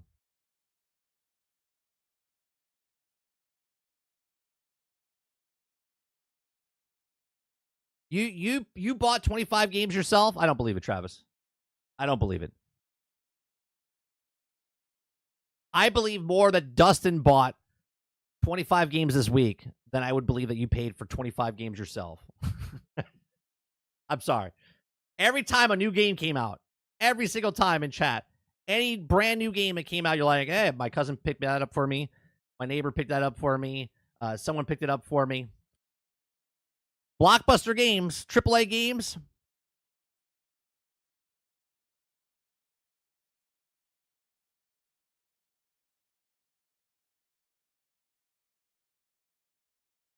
Travis says, well, when all your games are stolen, you got to rebuy them. I mean, I'm not even going to touch that one. I'm not even going to touch that. I'm not even going to touch it. The jokes just continue. Okay? I'm not even going to continue to even to talk about that, Travis. The fact that you lost all your games from Sony and we're still here, it's amazing. Okay? The next topic, to buy a $70 game, I really, really want to play it. Yeah, it breaks down to around 530 hours. Doable for those peeps in chat. 530 hours at 10 minutes apiece, right? At 19,000. How much is the average of those games, though, right? That's a lot of money. Someone did a breakdown of Marvel Rivals on what it would cost to buy all the stuff. It was like $1,000, $1,101, something like that. All right. So a couple weeks ago, we watched a video of Laura Fry. She has another video out that came out about a week ago, but we were off for about 10 days, and it came out 2 days after I was done. So we're going to watch this video. It's called The Game Industry Elephant. Okay, The Game Industry Elephant.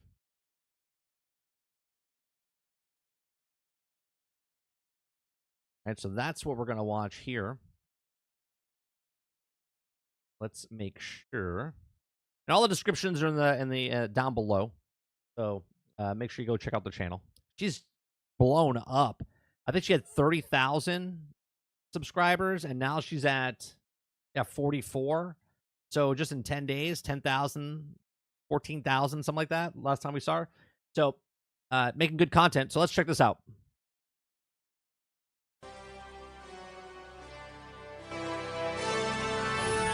When I started playing video games, it was a fun pastime where you connected with family and friends. Game developers were passionate. They put their heart and soul into their games because they knew if they could... That's what I always say.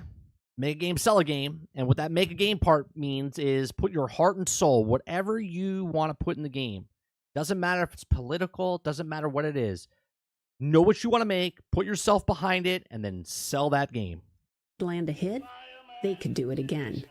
Sometimes this is called the pinball motivation. Opinions about games were freely shared, and everyone enjoyed the discussion. After all, it's just games. Sadly, this is not the world we live in today. Nope. Gaming is surrounded by division and acrimony. Sharing your opinions about your gaming preferences has become a flashpoint. So how did we get here? How did a fun hobby get surrounded by so much anger? Well, here, same exact thing, right? Games are games, but then games become money, okay? Baseball games, football games, soccer games, hockey games, right? Sports, in a time, used to be just for fun. Just a sports game. What, you know what I mean? Like, what's the difference? But then sports became a multi-million-dollar business. And then sports wasn't sports anymore. Sports was a cutthroat industry. Okay? Here we are. Video games is that next thing, right? Video games, movies. It's just movies. It's just television. It's just video games. Let's talk about the elephant in the room. I love making games. I love game developers. I love playing games. I want the industry to thrive. And in some ways, the industry is okay. There are many games that are doing just fine.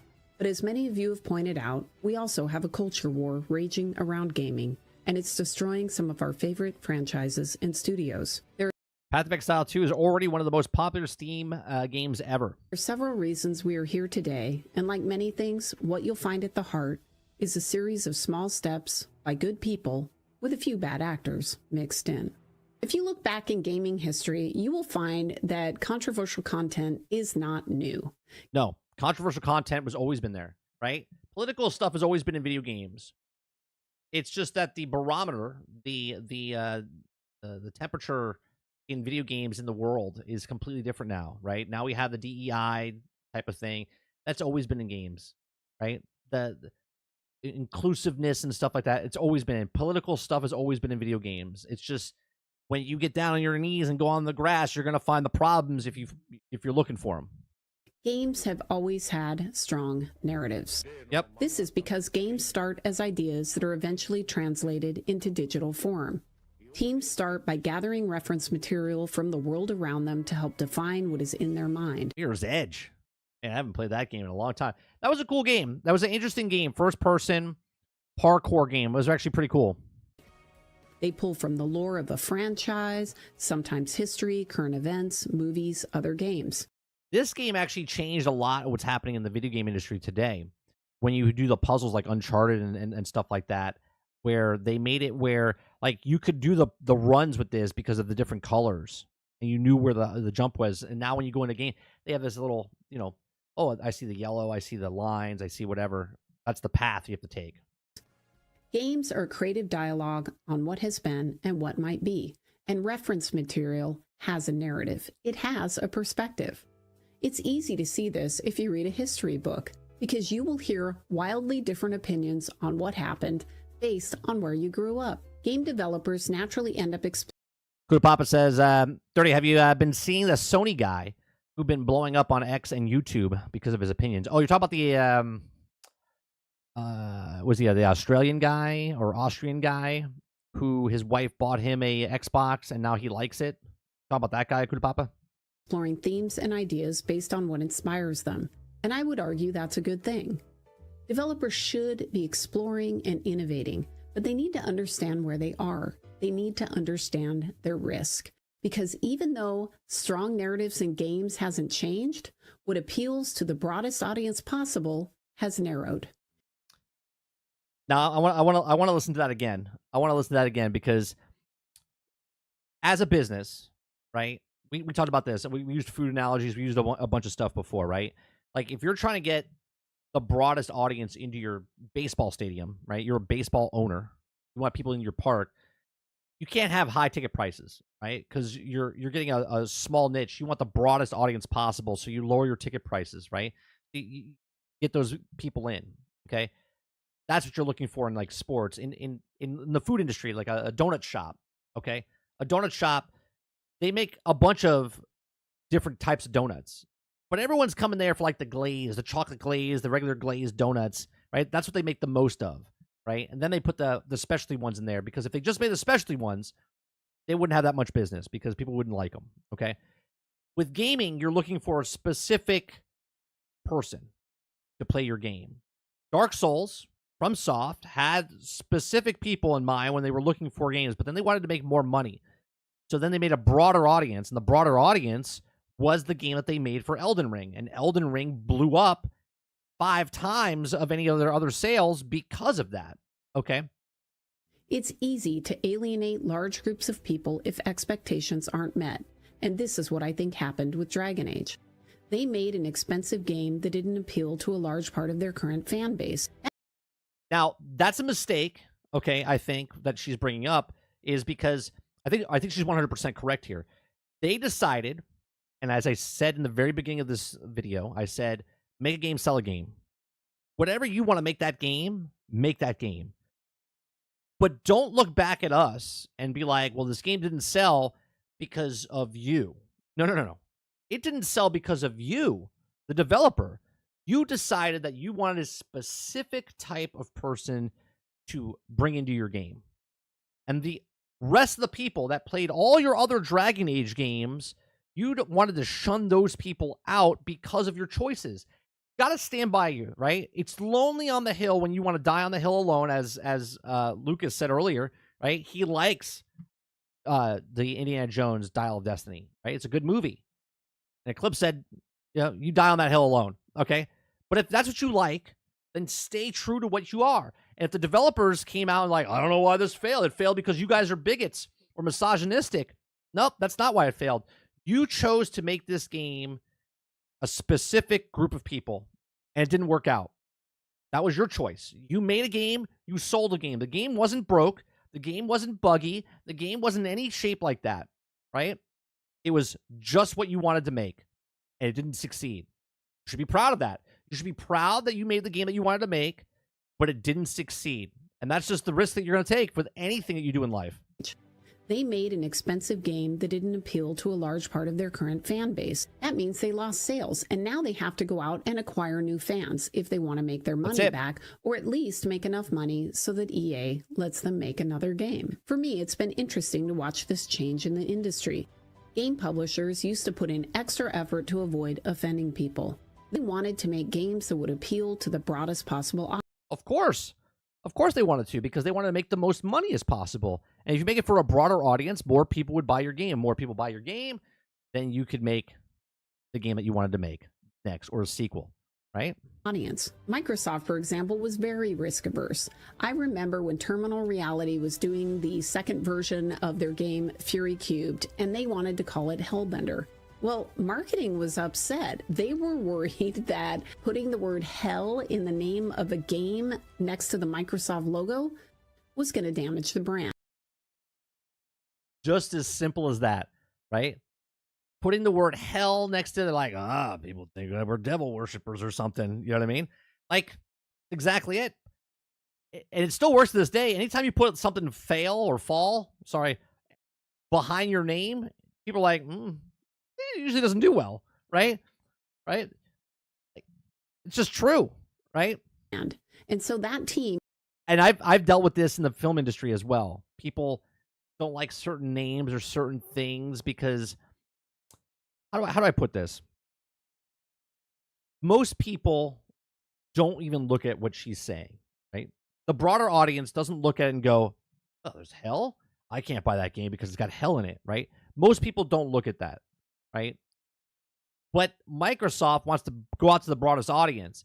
It's almost like when you're a kid and the joke of an adult says something, you don't think of it in a dirty mind because you don't know it yet. You know what I mean? Like, you don't have that dirty mind process because you don't know that yet. But once you know it as an adult and someone says something, okay, the first thing that goes to your mind is some dirty joke or some dirty thing. You're like, because that's your adult mind. Okay, that's exactly what it is here.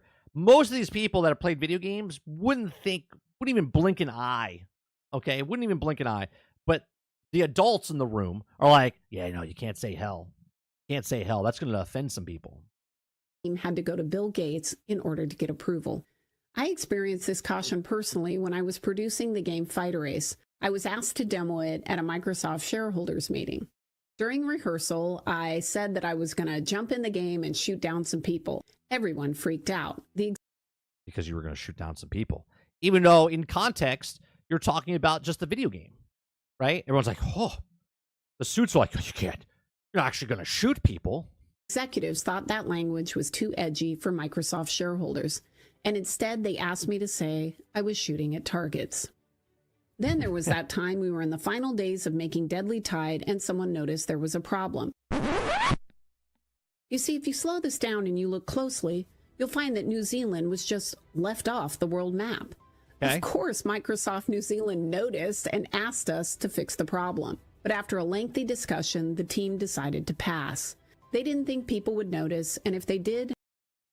Now, this happens in the movie industry a lot as well, right? Something happens, and I can bring up a point of, in Game of Thrones, I think it was like the last season, there was that coffee mug on the set that someone noticed, okay? Now, obviously, back in the day when there wasn't social media, if something happened like that on Game of Thrones or a movie set where if a coffee mug or something was in the background, if someone noticed it, that was it. It was like, hey, did you see that? Like think about this for a second. You're watching it on TV. There's no DVR. There's no record, pause, anything like that. It's just you're watching it, and 10 people are watching in the same room, but one person notices a coffee mug. Did you see that? There was a coffee mug on the thing. You'd be like, coffee mug? And you couldn't rewind to watch it. You would have to watch it again and then get to that point and then go, see, right? And then someone go, oh, wow, I can't believe that. And the small percentage of people noticing it, nothing, okay?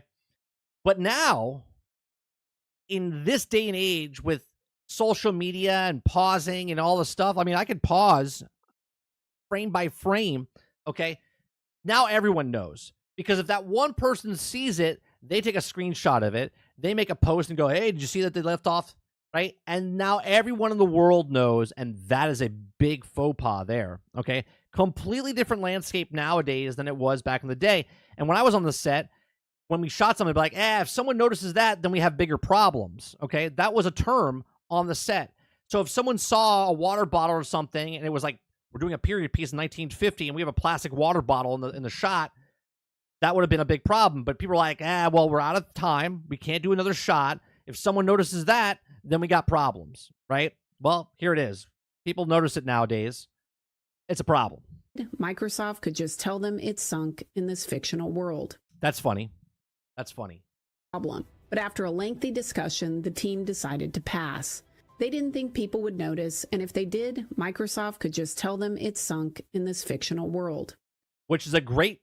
Just explain it to me. Why isn't it there? You'd be like, well, in this universe, it doesn't exist. It sank into the ocean. And you'd be like, oh, okay. So that sounds good. There was also that time when all the Microsoft distributors in Turkey were arrested because Encarta 95 had released with a map that included an area for Kurdistan. That one did get fixed. Of course, Microsoft was a good company. They didn't want people getting arrested, and they knew they couldn't expect game developers to be well-versed in geopolitical issues. So, at 1995, they started hiring. They hired a group of localizers and created an entire group to help the product teams be sensitive to those issues. You could... Back in 1995, to be sensitive to those areas, what happened to Assassin's Creed Shadows? What happened?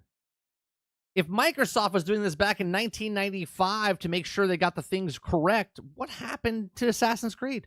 Couldn't have a game developer putting the Microsoft brand at risk. After having those experiences, I'm... As she brings up Assassin's Creed Shadows. Baffled about some of the things I'm seeing today. Did any of the executives at Ubisoft question whether or not doing Assassin's Creed Shadows was a... Probably not, Laura. Probably not. Good idea? I've been to Japan many times. I've worked with Namco as the producer on Revenge of Arcade, and during Xbox, I managed a team there. I love the people and the culture, and based on that experience, I would never have agreed to do this game because even if you handled it as delicately as possible, it's easy to make a mistake. And I think they have. The game isn't even out and it's already mired in controversy, and this isn't what you want for your game. Maybe it'll blow over and they'll be able to navigate this. But if not, that was a very expensive mistake, right? Very expensive. Well, the problem is, Travis, if it's fictional, then why don't they say that? But they didn't say that. They said it was historically accurate, is what they said. Experiment. I had a similar situation when I was in the final months of shipping Crimson Skies. One of the team pitched a game that was like Sonic, but instead of a hedgehog as the main character, they wanted it to be a totem pole. A few of us playfully nicknamed him Tommy. The pitch was great. The game sounds simple enough, right? Tommy the totem pole. But I'm sure someone's offended by it. They're like, wait a minute. The totem in our nation is a religious thing or something. You know what I mean? And it could make someone upset. Sounded like it would be a lot of fun, but I said pass. You see, there is symbolic meaning behind totem poles. There you go. And even with good intentions and great care, I wasn't convinced we could navigate that complexity. Also, right, because you're looking at it as, oh, it's no big deal. But for the broader audience, you might be people that that symbolic symbol might be huge to a certain amount of people, and they'd be like, yeah, no, we're gonna get more shit for this than we would if we put it out there. So Xbox was just kicking off, and we had more than enough on our plate. We didn't need to take on. Can you imagine if the Xbox looked like that? More risk. It's funny because I thought everyone was in agreement, but when I went to work on Xbox full time, I found out that the team went ahead and spent thousands of dollars to further investigate the idea. Yeah, give me 1 second. I'll be right back. And decided it was too risky. I wasn't upset about the differing opinions regarding direction. Good teams disagree all the time, but when the decision is made, they get back to work. Good teams disagree all the time. Look how young he looks. Right here. But when the decision is made, Jesus, this is like 20, 30 years ago. They get back to work. And if they can't, well, they need to leave the team. We called it disagree, but commit. Of course, not everyone followed the principle, but those were the expectations.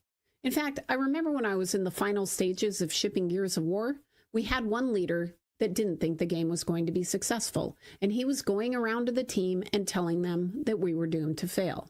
There were several problems. Well, that's not good. If you have a team member who is just not on board, right? Which, if you want to die on that hill, right? He said that Gears of War wouldn't be successful. Now, obviously, hindsight 2020. Okay, we look back at it and going, wow, what an idiot. What did you think it wasn't going to be successful? And it's, what are we on, like 6 now? Okay. But if you don't think something's good, then you have to speak up. But at the same time, working in the film industry, I compare it a lot to the film industry as to the video game industry. Okay.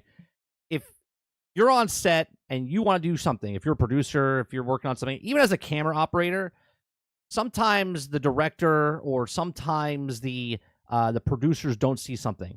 Right? They see it in their head, but then when it's on film, it just doesn't look good, right?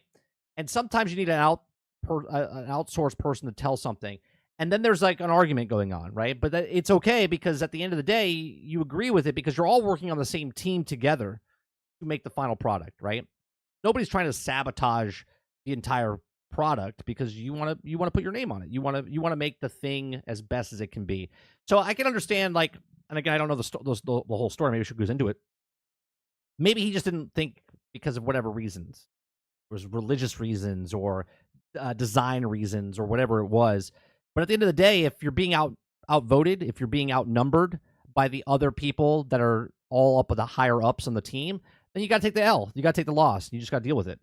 With this situation. The first is that all of our data showed that Gears was definitely going to do well if we could finish the game at decent quality. Reviewers loved it, external playtesters loved it, the test team loved playing it. All sounds like everyone loved it. Signs were good. And we know it's good because it went on to be very successful. The second issue was that he was killing morale. At the end of Gears, several of the people Yeah, sometimes you have to get rid of those people. Sometimes you have to get rid of the people. They believe so hard they're right, but they start to almost like a cancer, right? They start to talk to other people. They start to talk to other people to be like, well, did you hear what this person said? This person said this, and then they start to have like pods and groups, and then it starts to just not be fun, right? Because now they're trying to hurt the team. people on my team left their families and temporarily relocated to North Carolina to help the game ship. Yeah, that's it is rough. really difficult to be away from your family Of course it is. and trying to finish the game and have someone telling you that you're Oh, look how young she looks there. doomed to fail. And the last issue is that he was showing poor leadership. When you are leaders on It's crazy that they recorded stuff back then. It really is. It's crazy that they recorded just a conference room. a team, you go to a room, you hash out your disagreements, and then you try to leave those disagreements in the room. You try to bring a united front out to the team. One day I get a call from Epic because someone on my team is actually there and crying in the hallway. And this is why, because this person is being so divisive. It turns out that he'd had a disagreement with someone on the team at Epic, and he was upset with them. He couldn't let it go. And he wanted me. Yeah, sometimes, man. Sometimes people are so hell bent on what their view is that they can't deal with it. I've worked with plenty of people, producers on the film industry, especially people that don't know a lot about stuff. There's people that become producers, executive producers that know nothing about the industry. They just have the money and they want their 2 cents in. And no matter what happens, they're hell bent. But even though it'll hurt the project overall, they don't care. They want it done their way. To remove that person from the team. Of course, there are situations where it would have made sense to have that conversation. Sure. But wounded feelings this close to ship wasn't one of those. Right. You got to read the room. You got to read the room, right? Maybe we could have done this if it was early on in production, but not near shipping time. I also explained a hard truth that management would likely replace everybody on our team before they would replace Epic. There you go. And that's a gamble, right? So she's probably going, look, we can't do what you want me to do because they'll replace all of us. And if you want me to do what you want us to do, then you're going to hurt all these other people that are on the team. And she's got to make the call. It's you or us. You see, they were the creators. They were the talent. We were important, but we were there to support them. And that made us more expendable. I was trying to be honest with him and help him see the situation, but it didn't work. He continued with his negativity, but he just hid it better. He also added me to his list of complaints. But that's even worse because he didn't deal with it, right? Because she said he got just quieter about doing it, meaning he's just like suppressing it in and like making it worse in the longer run because it just means that it's going to start spilling out in other ways. You know what I mean? That's even worse. You have to get rid of that person. Have to get rid of that person. Now, obviously, she's telling a story here, and I don't know if they got rid of it, but looking back at her story now, this person had to go. It's kind of funny how I found out that he was still mad. I have this weird habit that drives Is this the person that she keeps showing? People crazy. I tend to fidget when I'm thinking. If I have a pen in my hand, I'll click it. If I have the mouse in my hand, I'll click on the screen. I'll highlight text. I'll unhighlight it. Well, one day I was reading an email from him, clicking away, highlighting random text, and I saw. Oh, shit. Do you see? Do you see what happened? He's suppressing it so much. He's suppressing it so much that he's writing it in an email or a Word document and putting Laura sucks underneath, like white text on a white background so you can't see it. And just because she happened to be fidgety, she found it. That there was a I'm assuming this is a reenactment. There's no way back then she was like, oh yeah, I'm going to record my screen. paragraph of invisible text at the bottom. It was invisible because it was white text on a white background. Of course, it was mean and it hurt my feelings, but I didn't get mad at him. What would you do, chat? What would you do, chat? I think I would, personally, Well, this is me saying it while knowing what it is now. If this happened to me, because stuff like this has happened to me, okay? And the reason I am who I am today is because of people like that person, okay? Where I wouldn't say anything and just let it go. But then I became more blunt. And I wouldn't go ape shit, but I would let them know that I know. So instead of putting me in an awkward position, I would switch it to I know they did what they did, and I would point it out what they did. But then I would let it go. That's what I would do. I empathized with him. I know sometimes it's really hard to control your emotions. So instead of grabbing that ball of anger and sending it right back at him, I decided to let it go. That's big. That's big. When I was younger, I definitely wouldn't have let it go, right? I would get in the face of the person. But as a 46-year-old, right, around like mid-30s, I would confront, but I would flip it, like I said. I would confront, but I wouldn't get angry. I would just let them know, like, hey, why are you doing this? You know, like, we're all on the same team. We're all working on the same project. We're all doing the same thing. Like, this is not cool, right? That's the way I would be the last, like, 15 years. In my 20s, I would have went with this fire thing that she's showing. I would have went ape shit. That said, I didn't drop the issue, which was his destruction of team morale. I just let my personal hurt go and instead focus my energy on supporting the team and the game. I decided... And that's the way you should do it. Because you're not running a business by yourself. You're running a business with a team. To show him through my actions a better way to lead. I feel fortunate that social media wasn't a thing then. I would have been Yeah, social media would have completely put a different spin on it. You would get what you're getting right now with the guy from Oblivion, where he hates Elon Musk and he's letting everyone know and hurting the team because he's selfish.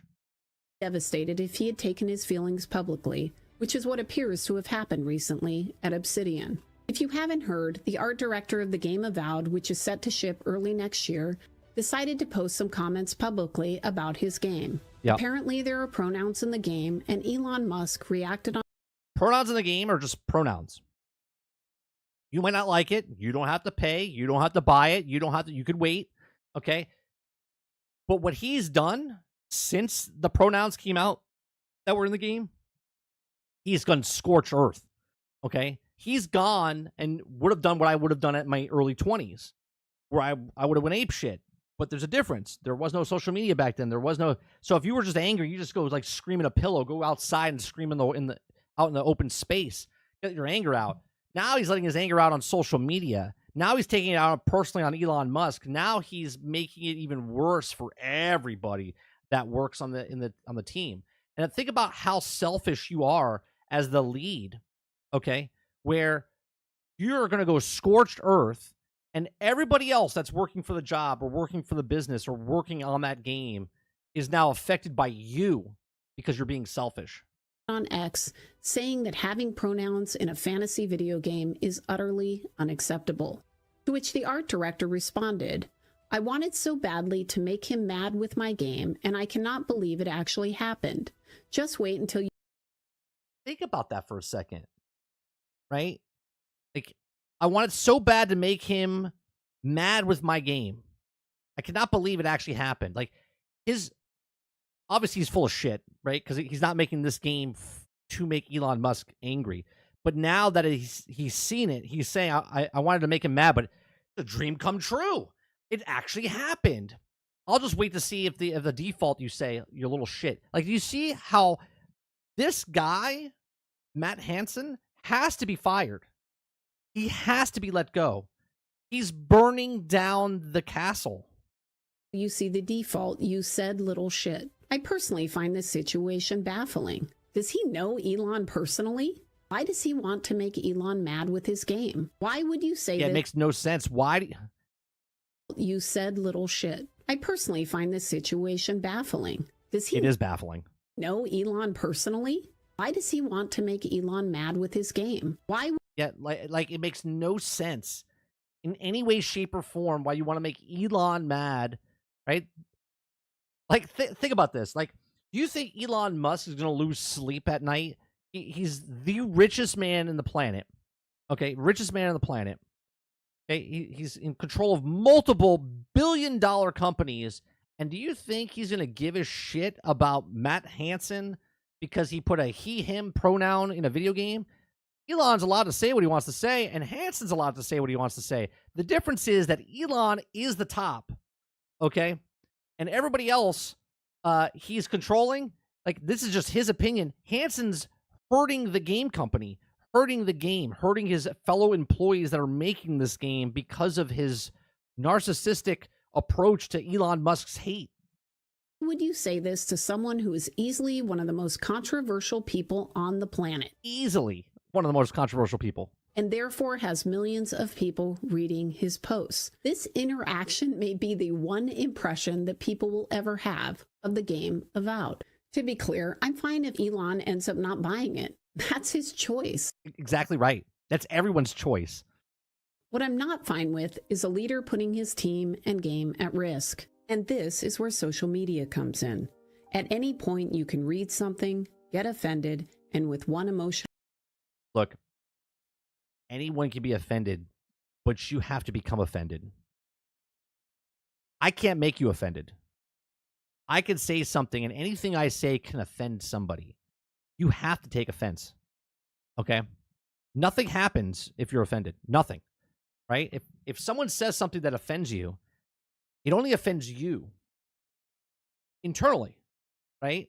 And then you then can choose what you want to do with that. Right? And most of the time, you can just let it go because nobody knows you were offended. Okay? Because nobody knows what you're offended about except you.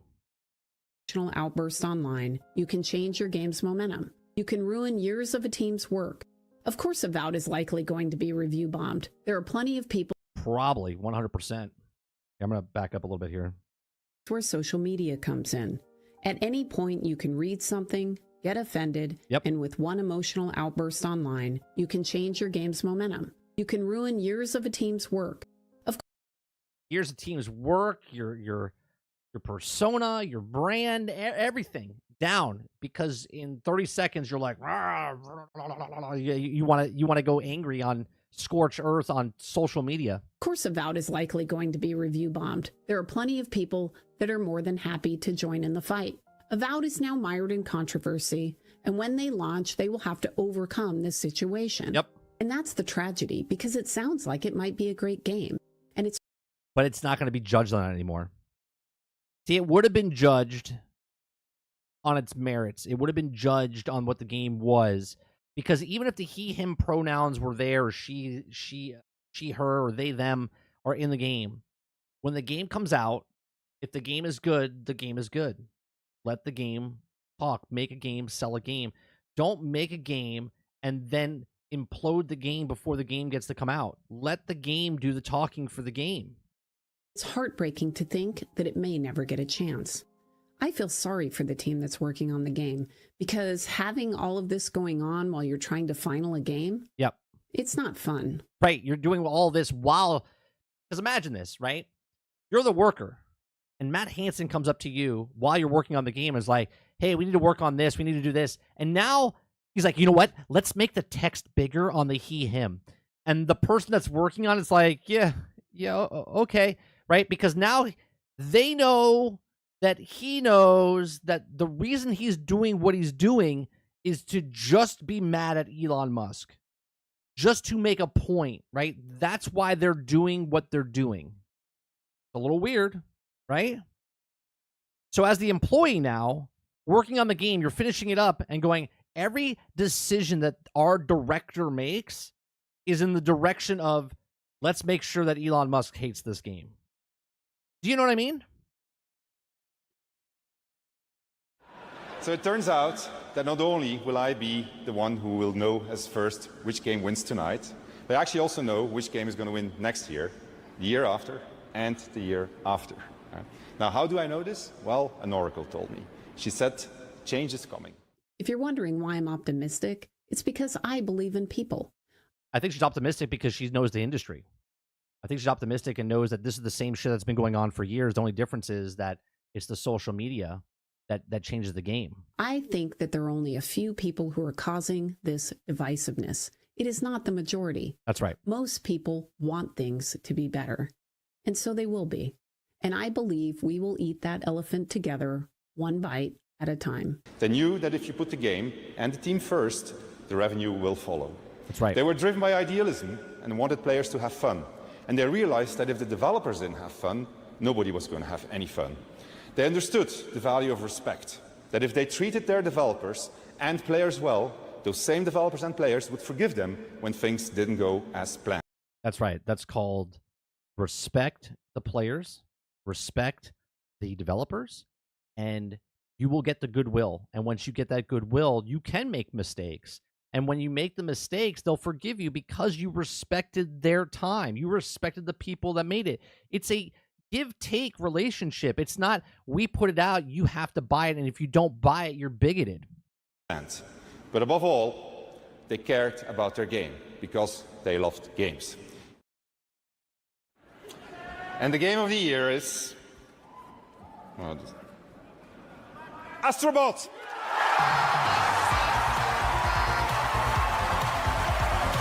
Like, we look at it, and this is why I don't care who wins, right? We look at it as customers, as, oh, this game shouldn't win or should win or what game. But what you guys don't understand, and maybe some of you do because maybe you work with teams, maybe you're in the industry, maybe you're in the film industry, maybe you're in. When people, no one says anything to you, okay? At least from my perspective, okay? And it's a good video, right? It looks like it's over. Let me see.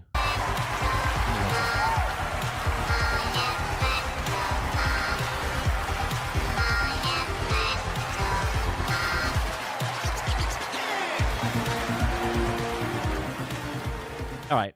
So go check out Laura's video. So from my perspective, right, when I was a camera operator, even when I was a PA or a grip or whatever, nobody ever said to you, and I'm not looking for pats on the back or anything like that. My point of this is, when I worked on something, nobody ever said to me, hey, Mike, good job.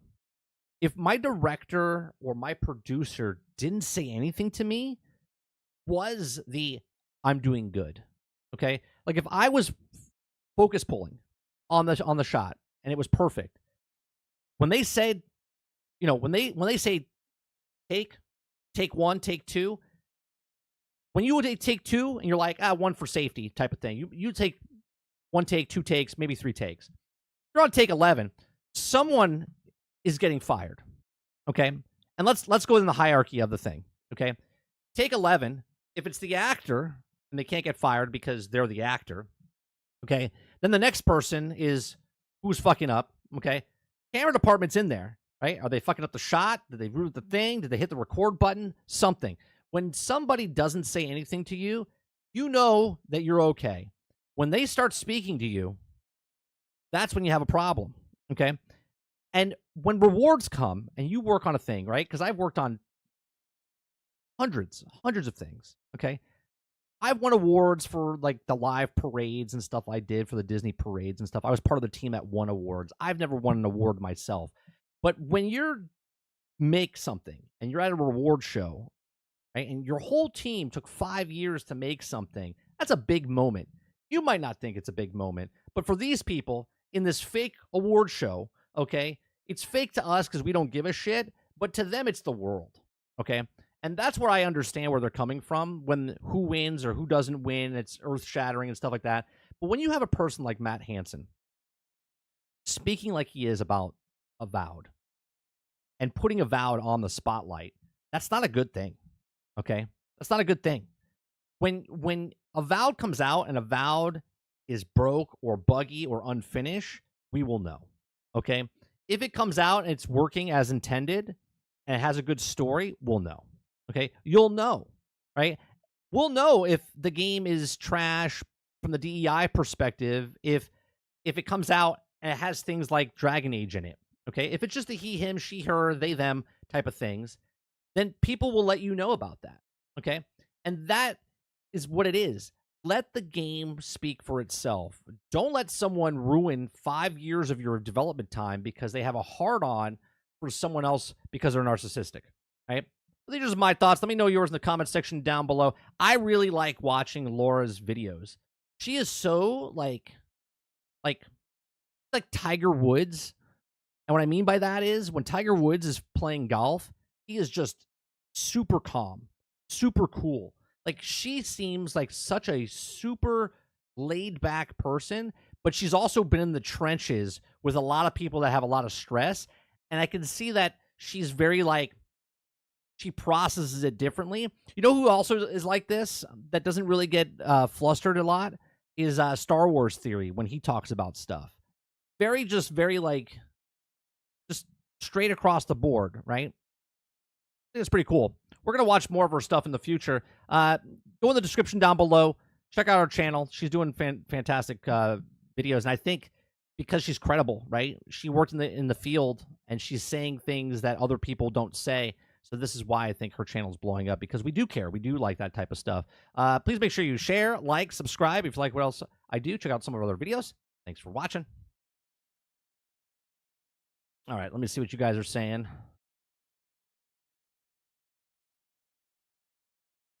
I'm going to make some breakout videos of this. I'm going to start uploading a lot more stuff. I'm going to try anyway.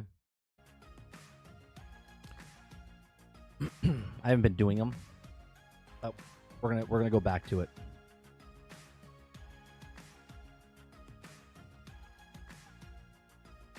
Akuta Papa says he could buy the studio. It's worth pennies to Elon. Yeah.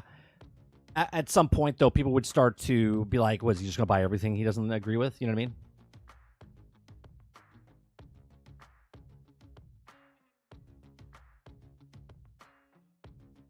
Roadkill says because he's a little bitch that's never had his face smashed in once in his life. Who's that, Roadkill? You talking about Elon, or are you talking about the Hanson guy?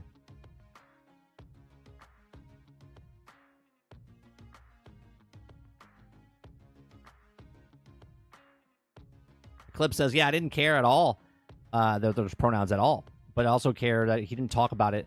Like, he'd leave it alone. Just make a game, sell a game. That's it. Just make a game, sell a game. Like, why get so hell-bent on it? You know what I mean? You're not fighting for your life. You're not on the front lines of some battleground going on here. You're making a video game. You're making a video game. You want to be an activist? Be an activist. But just make a game. Right? Like, Superman is Clark Kent, and he's Superman. Right? Clark Kent is not Superman. Clark Kent is Clark Kent. Clark Kent's not saving anybody. Right? He just does his daily planet. You know what I mean? Like, just do your job. Go save people. Go change your outfit and then go save people. Travis says 30. Avowed is doomed. Is now doomed because of him. Could be a great game, but this dude made it where most people, end of the day, it's okay to have an opinion on other things. Also, nonstop, to the point where no people who hate Elon, I mean, despite him, are like, Matt, shut the hell up. Yeah, just let it go, man. Let it go. Go on, Argus. Waterbear says, when you've been in the trenches, you don't get flustered because you know your shit. You've been there. You've done that. Right. Right. I was never nervous when I was on... When we had one take, Water, and we were, like, exploding cars or doing a scene that had to be a one take, like, I never was nervous in any way, shape, or form. I just knew what I was doing.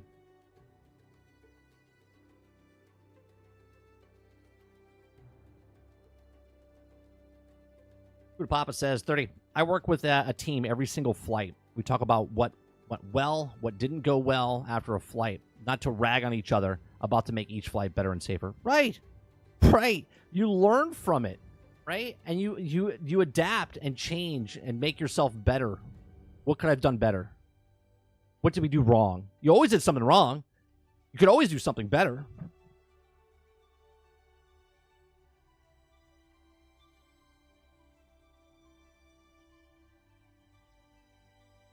Card says Twitter seems to be working just fine. Nobody is protesting. The horrendous ways Twitter is being run. Yeah, it's working exactly as it is. Also, the instructor that we have to build the student up is Maslow triangle for the thought process, but it's also an instructor. My main goals are to be an effective teacher and minimize frustration. Argus says, I agree with Asma's take on it. If there is a pronoun in the game, usually other shit people dislike follows are also usually in the game. Only bad because of all of it. That might be the case, Argus, but the point is that the game is the game. Let the game speak for the game. Don't let the director fuck up the game, right? Let the game speak for the game. Like, the guy is so narcissistic, okay? And that he hates Elon so much that he has to wreck everyone else's career because of his, personal vendetta against him. Where the game itself could be just bad, could be fantastic, but none of us are going to treat it that way because now it's tainted. You know what I mean? There's an asterisk above it before it even comes out.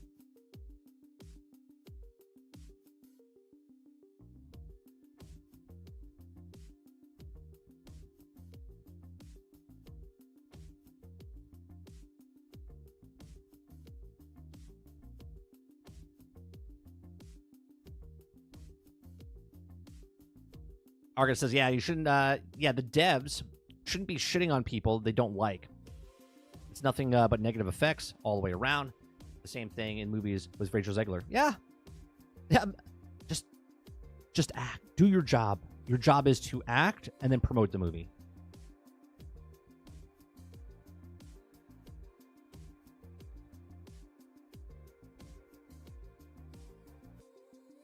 Have you seen all the stuff that Naughty Dog's been doing? They're digging themselves in the trench. I saw a little bit. You're talking about the intergalactic stuff? I saw the actress. If you're talking about this Eclipse, I saw it a couple days ago. I saw a picture that she took down. Basically, I didn't see the whole thing, but basically, the activist, the actress that plays the girl in Intergalactic, said something, and I was just like, why? Like, why? Why? They can't help themselves. They can't help themselves. And then she took it down. But it's too late. You know why it's too late? The internet never forgets. The internet never forgets. I'm not talking about the internet, right? I'm not talking about the internet as like us, the internet. No, the internet itself never forgets. Someone could look it up and see what she did, right? Now, I don't have a PlayStation, okay? But obviously, if the game's not coming out for a couple years, but if that game was coming out soon and she said what she said, I wouldn't buy it. I wouldn't buy it. Because of her.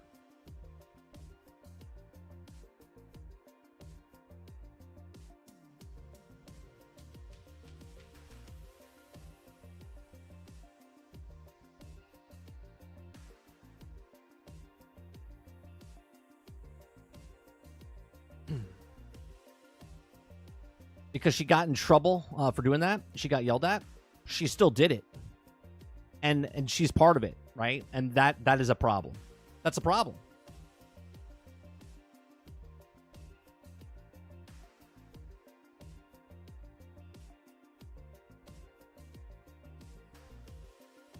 I kind of wanted to go into that other conversation about the bots in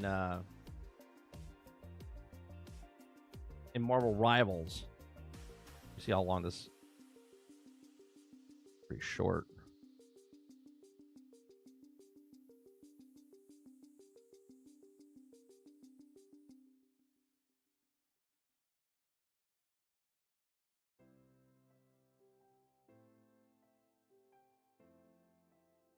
All right. Marvel Rival fans divided over controversial report on bot lobbies. Okay. On bot lobbies.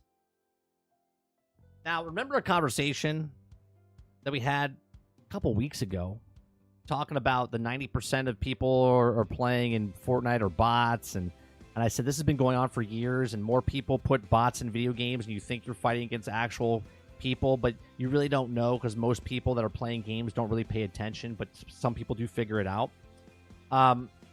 So I read this. I saw a video last night, and I was like, I'm going to stop watching it, and I'll watch it with you guys. So we're going to watch read this, and then we're going to watch that video, okay? So the last couple days, a lot of people are noticing that there's bots in the actual game. Now, most of the time, I'm playing against bots anyway, but I know they're bots. But sometimes I'm looking at it going, is that a bot? Because sometimes they play so hard that I feel like it's an actual person playing because of the way they act. But anyway, Marvel Rival fans divided over controversial report on bot lobbies, okay? So Marvel Rivals uses bot lobbies for players on a losing streak, okay?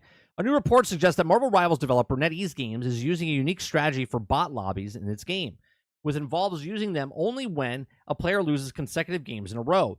Bot lobbies are always looked down upon in competitive games. But it seems like Marvel Rivals' approach has gotten a community divided instead of outright angry a majority of the fans. Marvel Rivals has quickly climbed up the ranks of established itself as a looter-shooter genre, considering that the genre has been dominated by games like Overwatch and Paladin.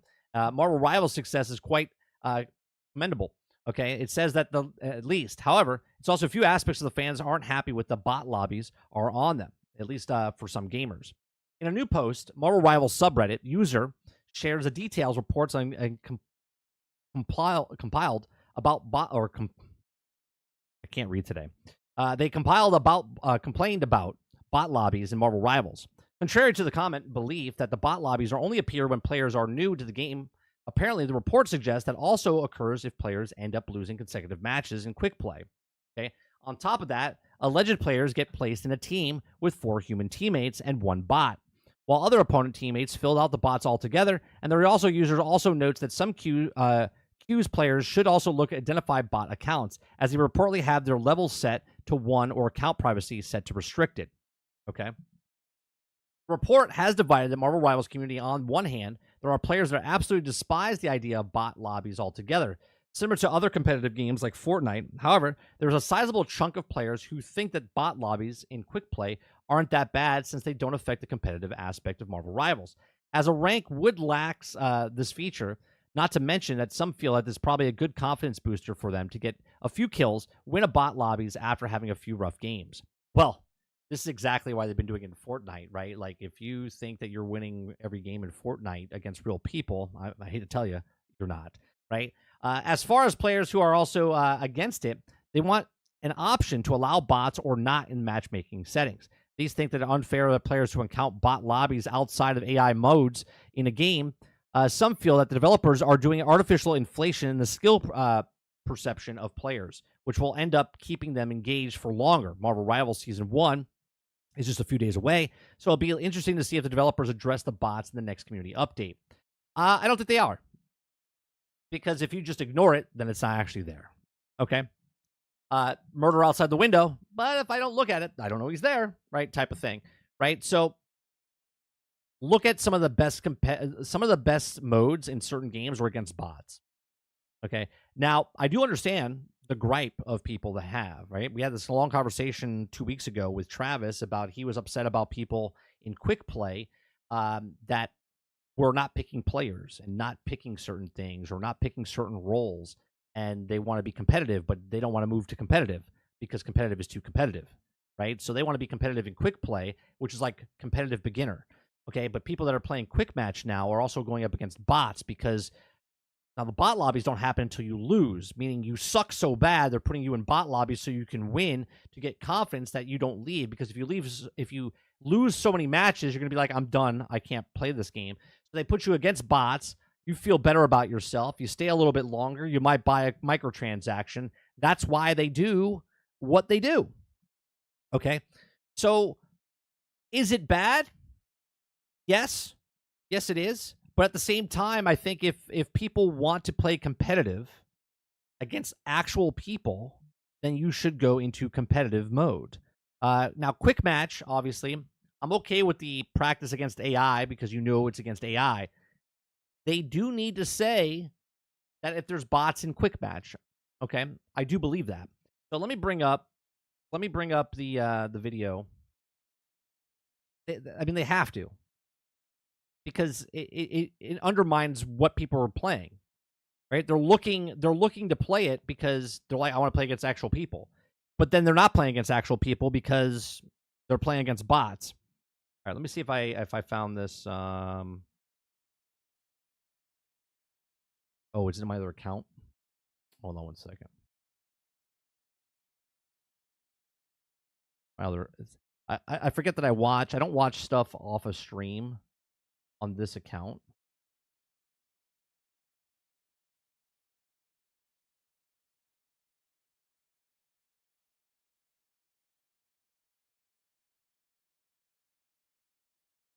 Yeah. There it is. Bots play quick match.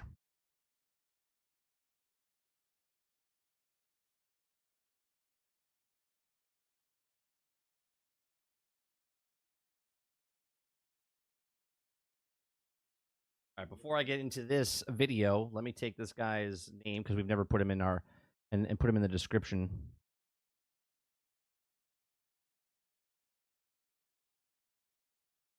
We're gonna watch him.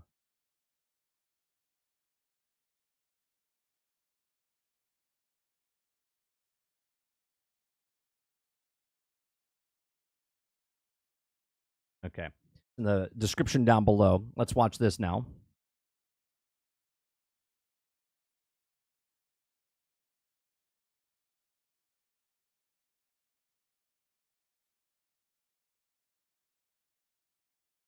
Exactly what's... So before we get into the gameplay, so I can show you guys exactly what's happening, I think at this point what used to be a theory is basically a founded proof. Like, I think it's actually real. Marvel Rivals has a bot problem. There are bots, and I'm talking about in quick play. This is regular quick play, not because I accidentally picked practice versus AI. No, legit quick match. Now maybe it's because I have watched a video of some guy just talking about like cheaters in Marvel Rivals, and because of that I'm a little bit paranoid about that sort of thing, but it's just that I saw some weird things. Okay, so first things first, at the very beginning of the match, even though they selected their, well, they're hovering over the characters but they haven't selected them, which... So Travis, this might be the thing that you've been experiencing, where the people don't pick the characters. They're hovered over them, but they haven't selected the character. And you were complaining 2 weeks ago or 10 days ago, whatever, we talked about it, about people not picking the character until the last second. So that could be one of the reasons. Which means that they shouldn't be spawning in. And for some weird reason, as soon as they start, they're already just like spawned in. No one does that. I mean, that's really weird. So they're just going around the spawn, and I want you to notice the way that they're aiming. Like right there, did you see the way that he was locking onto Doctor Strange?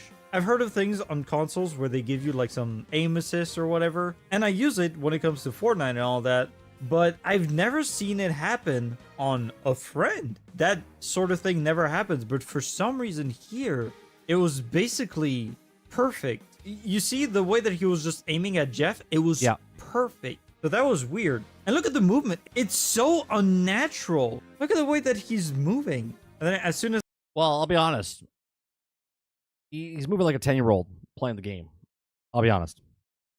If you guys have a kid, watch how your kid plays Fortnite or kid plays in a game like this and see how they move their character. You'll look at it. Is that a bot?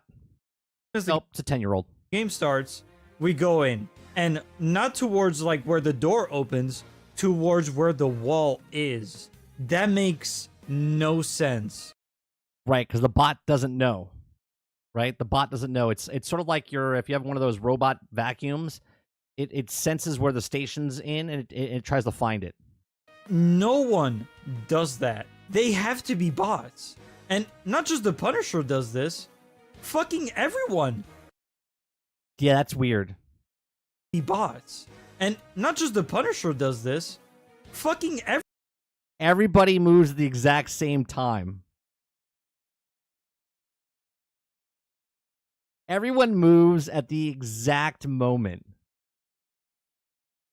Fucking everyone. You see?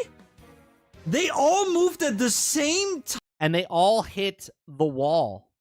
They're all hitting the wall and then going that direction. Towards the same position. These have to be... They're all following each other in a single file line. bots. There is no way that these are real people with like actual fucking... Look at the... They cut the corner. Did you see that? There's no way that those are real people behind a screen with a fucking pulse. There is no way. They have to be bots. And you might be thinking to yourself, oh, well, it's probably because of the replay or whatever. All right, well, let's look at my gameplay. Let's look at some of my gameplay. Let's not judge my gameplay, but let's look at some of my gameplay. You would think, but look at it. Like this looks normal. Let me look at my friend Septic here. Like, he looks normal. Like, that looked normal. That looked like normal gameplay to me. You see how he locks on? Come on now. Come on now. Like, that did not... Come on. Like, that did not look normal. But this is not even the worst part. It's when I come in and I ult. Okay, it's after this. Look at the way that he kills me. It's not fucking normal. No human can do that. There is no way that a human being can do that. First of all, perfect aim, and then turns around, boom. Yeah, what was that, dude?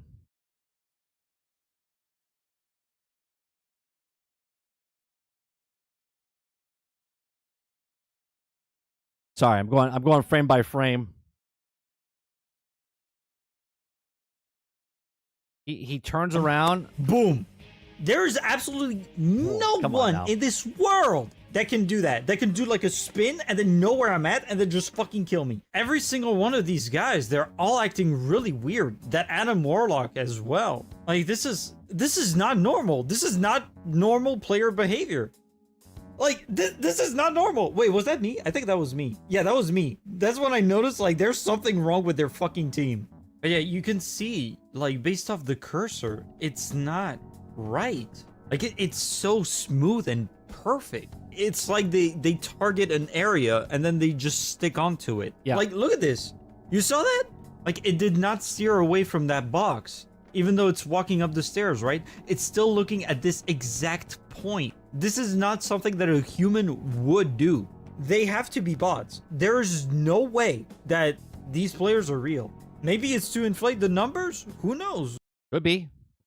Krebsy posted a thing a couple weeks ago that NetEase was inflating their numbers on other games, right? I don't know what's happening, but something is up and I want to know. I just noticed something. If you try and go to their career, it says that you cannot access the carrier profile. Not a single one. So these guys, for example, they are bots. Every single one of them. Like, as far as I know, you can't really hide your profile. Yeah, okay. Well, you can, but no one fucking changes that. Like, you have to go out of your way to change it. And you would have to go in to change it. There's too many players who do it that are bots. There's no way that it's this much of a coincidence. Even these guys, even my teammates who were like not real. Well, this guy you can actually. Hold on, I have to see what about my teammates. It's the same fucking gameplay. Even our teammates were fucking bots. They're playing the exact same way. No one does that. That's crazy. When I was saying this entire time that my teammates have no pulses, I was right! Holy fuck! And so if you want to check the replay itself, the ID is right here. It's with these people here and these people right there. I don't know if they're gonna get reported. Maybe they work with like the Marvel Rivals thingy. I don't know how exactly you get into a bot game. Well, I would assume that you would have to lose 2 games.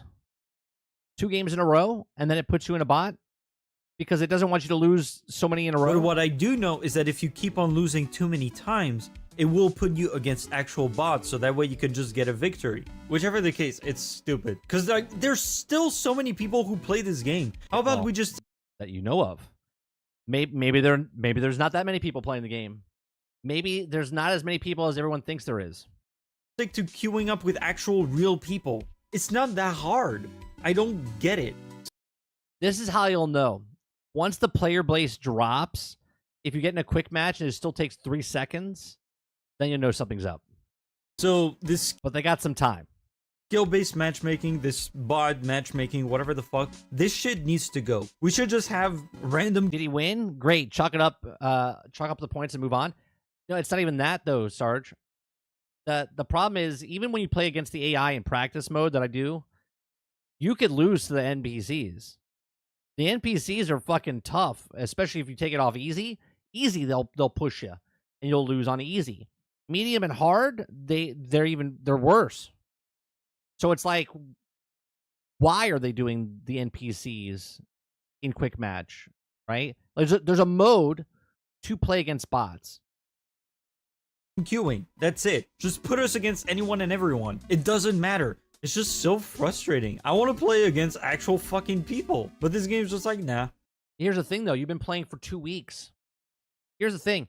You've been playing for 2 weeks. You've played 430 matches. You've played for 61 hours. Okay? That's just on your competitive one, whatever. And you didn't know there was bots in the game until you really looked that there was bots. But yeah, that's all I gotta say about this situation. I don't know what they're gonna do. Hopefully fix it, because I want to play against real people. I just do. This is why I play this. See the problem here? He didn't know there was bots and thought he was playing against real people. But now he peeked behind the curtain and sees the Wizard of Oz, and now everything is broke for him because he doesn't know if he's playing against real people or not. Now he's assuming that he's playing against bots all the time. Right? What's real? This game. Yeah, that's the video. Thank you guys for watching. Interesting. A lot of people are having issues with this. Me personally, I'm not. Play competitive, there's always real people there. Right, Eclipse, but see, this is the conversation that we have. Okay? People don't want to play competitive. Why? Because they don't want to lose. People say they want to be competitive, and they play, but when they play competitive and they start losing, they want to go back to quick match to shit on other people. You see the difference? That's the problem. This is my argument that I had a couple weeks ago. I said, if you want to go play that way, go play other people. If you want me to play a healer, then go play competitive. If you want role queue, then make it in competitive. People just want to play a game and have fun. Okay? Marvel just wants you to play the game because they want to sell you microtransactions. They want to sell you skins. They want you to feel like you're badass. That's what they're doing. On my show, we talk about the AI bots that are patented by Activision. Okay? You don't think other people have other bots that are actually learning and becoming better at the game? Because if they can blur that line, where you don't even notice it's bots anymore, the average person's never going to figure it out. They're not going to figure it out. They're just going to play the game. They're going to get their wins, and they're going to feel good about themselves. They're like, yeah, I got 100 wins. I got 500 wins. I'm the best person. Even though if they went up against somebody, they would get their ass handed to them in 2 seconds. Argus says, I have one friend who cares about the bot lobbies.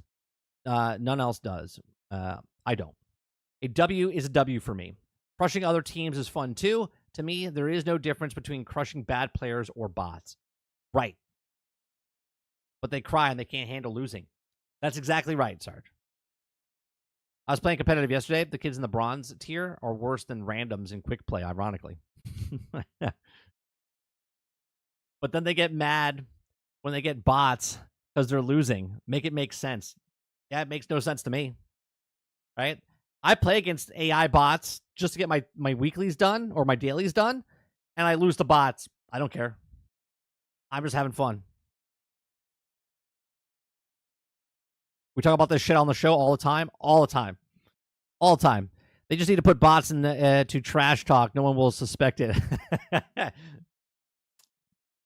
That's right around the corner. The bots will shit talk you.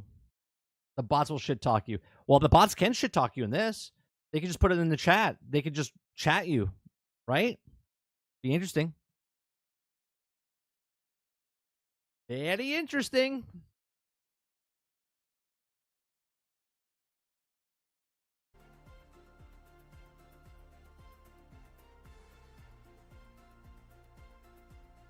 Yeah, I don't care. Here's the thing. Big numbers make it look like lots of people are playing. If lots of people are playing, more people will play the game because I think that's the hottest, latest, greatest thing. Okay. Once you're in the game, you're not looking at the numbers. You're just playing the game. When you're playing the game, getting matches quick, you're happy because you're like, a lot of people are playing the game. And then you're like, man, because I'm winning in this game, I'm going to pay for microtransactions. The company's best interest is to keep you engaged. How do they keep you engaged? Well, if you're losing too much, then you have to make them win to feel good. Fortnite's mastered this. Fortnite has mastered this. I did, Argus. Yeah, I got all the stuff. Here's my downfall. I haven't played in 3 days. Here's my downfall, right? I had enough where I had enough currency to unlock all the rest of the stuff from the season pass. Okay. I bought the season pass. Okay. Unlocked all the stuff that I had. And now there's no reason to do anything else because all the chronos, you don't get to keep them. Okay. So I stopped playing. Now, season 1 is coming right around the corner. But I stopped playing because there's no reason for me to unlock anything because I'm not getting anything, right? And the stuff's going to get taken away from me, so why am I going to play? They need to fix this, right? They need to fix this ASAP because I need, as a gamer, I need something to make me go up. Now, obviously, there's things in the game where if you use Captain America or Thor 10 times, win 100 games, you level up inside there. But if I'm done with the season pass was small, but now the chronos don't carry over unless you purchase chronos, okay? And once you purchase the chronos, then you can use those. But if I buy the season pass, which I don't until I know I'm going to complete it, okay? But if I buy the season pass and now it doesn't expire, why does it matter if I paid or played 100 hours in season 1, but I can only play 20 hours in season 2, but I can unlock everything in the season pass because I played a shit ton in season 1? Why does that matter to everybody else? How does that affect people, especially if there's bots in the game? Right? Because they said, oh, well, people will just blow through the season pass and then they won't engage. Well, does that really matter since there's bots in the game?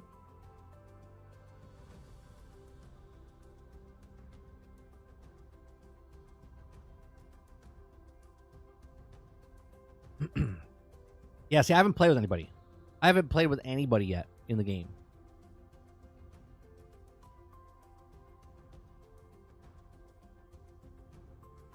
You have over 1,000 chrono tokens left over after completing the season pass. Right, and you're gonna lose those, right? You're gonna lose those. I want to know why people are so defensive against keeping your chronos for the next season. Right? They're like, oh, well, they can just blow through the season pass. Okay. It's all cosmetic. Why does it fucking matter?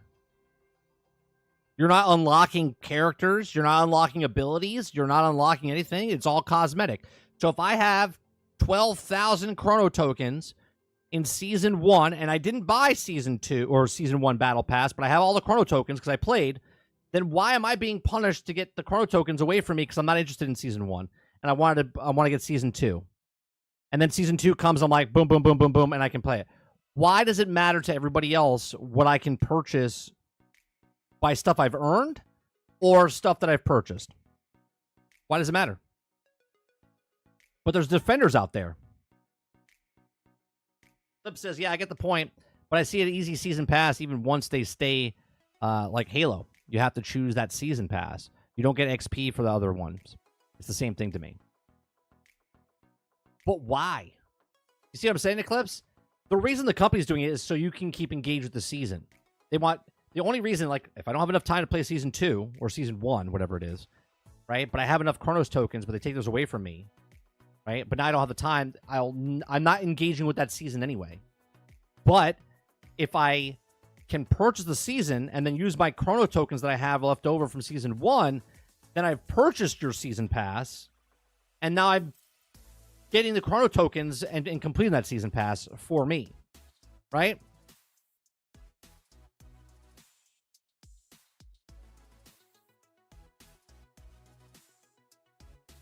I'm down to play with anyone on Marvel Rivals whenever. You don't have to be good to play with me. I don't really care about winning all the time. Cost most of the time. I'm playing for fun. I'll change my mind. Character based on what we need. Yeah, it's the same way what I do, Arius. Doesn't matter. They just want the same engagement time each season. Correct. They want the same engagement time. But at the same time, if someone can't put the time in, you're losing that person anyway. But if I can't put the time in, but I had enough thing, I would buy your currency. Okay? I would buy the season pass and then use my Chronos tokens that I earned because I played a shit ton of your game in season 1 or season 0. It makes no sense. I can't keep the season pass unless I buy the season pass. And once I buy the season pass, you've already gotten the $10 out of me.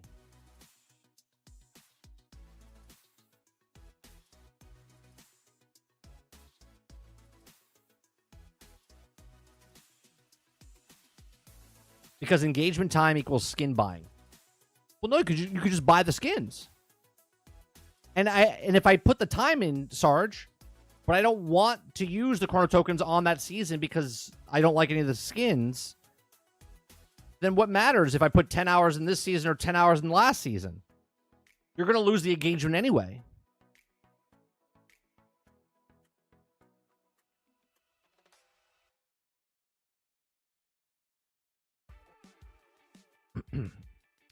Akuta Papa says you aren't going to get the same engagement time with the current Chrono structure. If they went into the next season, I guarantee people would play more. If they still have their Chronos? Is that what you're saying?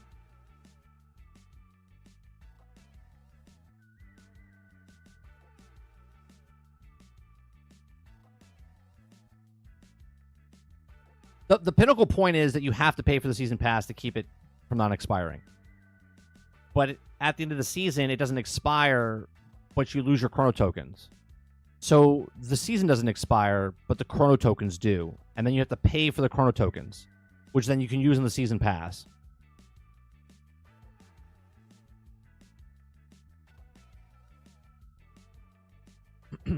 Sarge says, no, I mean, there's charts. A person that plays X number of hours equals a buy skin. Sure. But what I'm saying, Sarge, if I'm playing right now and I have 1,000 Chrono tokens, but I don't like the season pass that's there, but I have the Chrono tokens.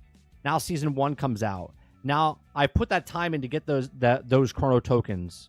I put 10 hours in to get 1,000 coins. Okay, played 10 hours to get 1,000 coins of my time. I put that time in that game, but I don't want to spend those tokens on the season that's current. I want to spend it on the next season, but now I can't. I have to purchase the Chrono tokens, and whatever I purchase stays on me.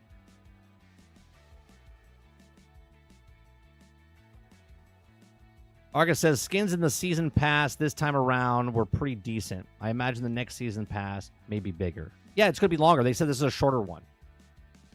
If you kept the Chrono seasons this season, it would push more engagement. Absolutely it would. Absolutely it would. Because you would have that, oh, I don't like this one, so I'm going to save it, and I'm going to play the next one because there could be a season that I like all the characters, right? Absolutely.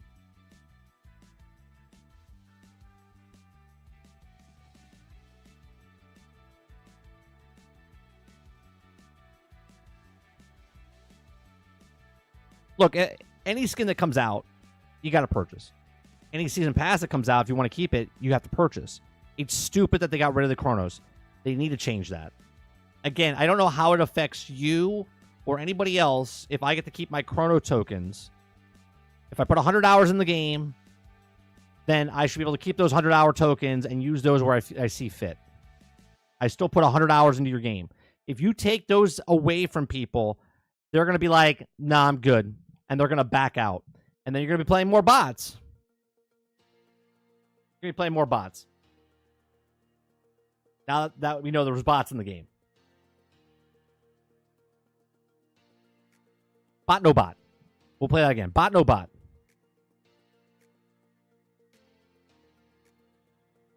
Exactly, Roic. The currency. Look, if you take the currency away from me, you just shit on my time. Right? There's no point of me keep playing your game if you're taking the currency away from me. If I earn the currency, then you need to respect my currency, respect my time. They put a stop gaps that make people decide to pay for the chronos in order to keep them. The only way you keep your chronos, Sarge, so let's say I have 1,000 chronos, but then I purchase 1,000 chronos. Okay? The 1,000 chronos that I purchase with real money, I get to keep, and they roll over to the next season. But the ones that I earned during the season leave. They take those away from me. So if I had 1,000 that I earned and I paid for 1,000, I should have 2,000 chronos. But instead, I only have 1,000 chronos of only the ones that I paid for. The ones that I earned, they take away every season.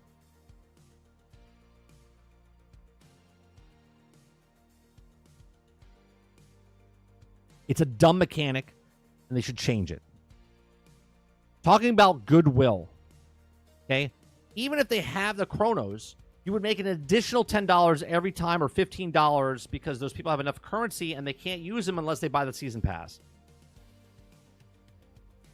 Lucas says the purpose of free-to-play players that doesn't was to fill spaces in the match for those who spend. But now they have bots. I just realized that. Right. They'll probably weather the different color tokens each pass, or they'll actually disappear the rest of each pass. It's stupid. They should just keep it. You're shitting on people's time. If I played 100 hours in season 1 and I play 10 minutes in season 2, it shouldn't matter to them. I gave them the $10 for that season pass, and I can unlock the season pass because I put 100 hours in season 1. You see what I'm saying?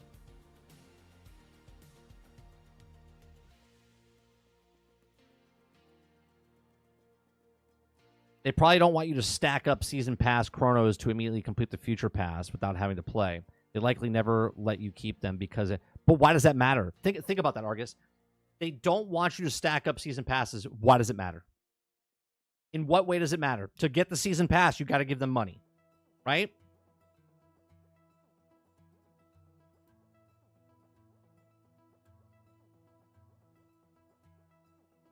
If I played every single day, logged in every single day, earned those chronos every single day, completed the season pass, have enough for the next season pass when I give you the $10 or $15 for the season pass, and then I can complete that season pass, why does that matter? Not only did you get my money for this second season, but now I'm not playing, which doesn't matter because they have bots.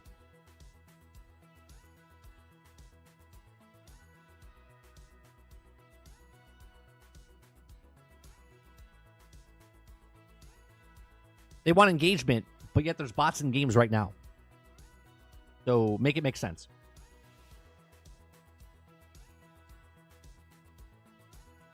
There's 10 people playing. 6 of them are bots. They want your money and engagement. Engagement is a currency they use for funding and their advertising and other things. Some companies care just as much as the engagement. They have bots. So why does it matter? The advertiser wouldn't know if those are bots or anything. They would just know they have this so many people playing. And you, the customer, wouldn't know the difference because you're just playing the game.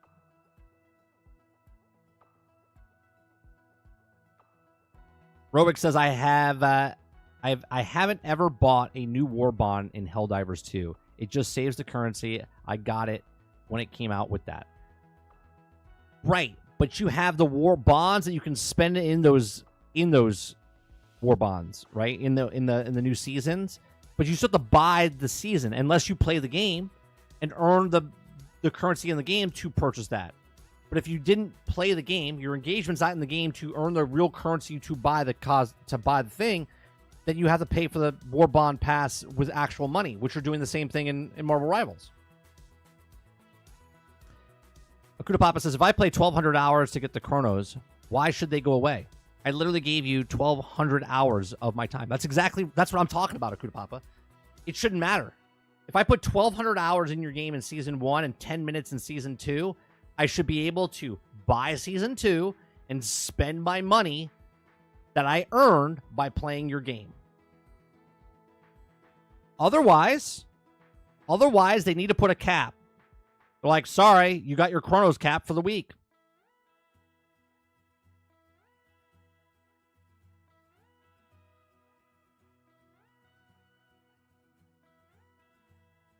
I think the bots are there to make sure you don't have a bad experience and quit playing. Therefore, ending the engagement, and no engagement means no spending. All right, well, let me tell you this. I don't need bots. What stops the engagement is taking my currency away from me that I put 1,200 hours in, which I didn't. But what I'm saying is if I put 100 hours into your game, and now you're taking that currency away from me, I'm done playing your game. You see? Now there's no engagement, like zero engagement, because you shit on my time.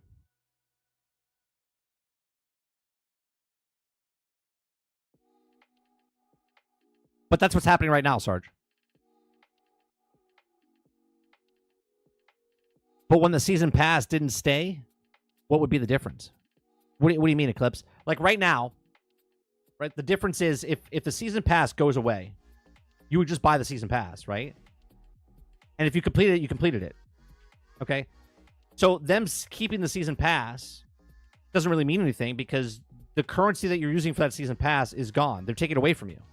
So even if I wanted to use the chronos that I earned during that season, I can't use to finish out that season. Okay? The only way my chronos take is if I paid for the chronos. So for instance, if you buy the luxury pass for the $10 or whatever it was, they give you 1,000 chrono tokens. So that chrono tokens that you purchase for the season pass, you get to keep that. Okay? And you can use that in the next season, but you can't use the time that you spent for the next season. So the season's not really not going away. It is going away because you're losing the currency that you used. So the only way you can complete the other currency, the only way you can complete the other season, so let's say season 1 comes and there's 100 levels, and I didn't complete it. Now season 2 starts.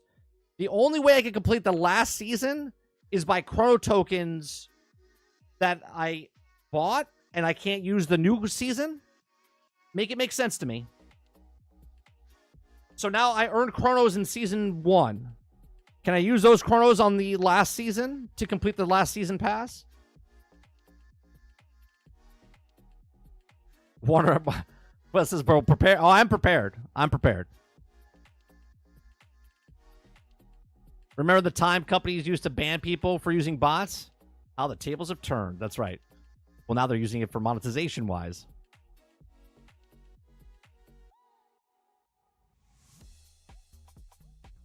Argus says, I'm not defending it.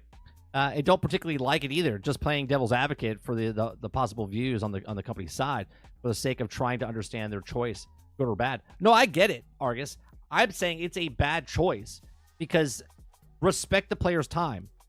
Not everyone can put in the same amount of time they put in each season. So if someone could put 100 hours in for season 1, but can't put 100 hours into season 2, but yet I have those currency that I can spend on season 2, okay, but you're not letting me because you took it away from me, is just stupid.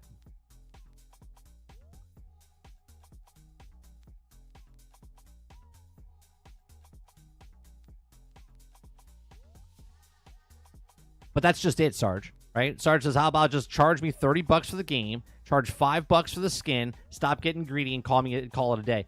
But that's what they could do right now. It's $0 to buy the game. It's $10 for the season pass. I'm putting my time in for the chronos, and that chronos pays for the whatever I want to spend it on.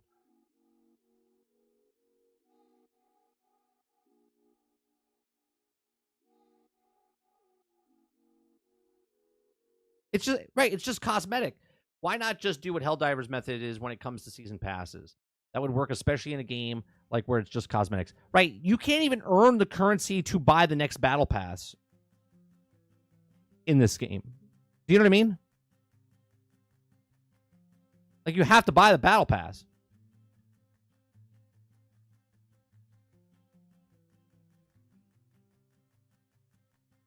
Eclipse says this is not what that's what I'm saying. At least we get to keep the old pass. If the pass got deleted, it would be the same thing that we would have to level up the new pass.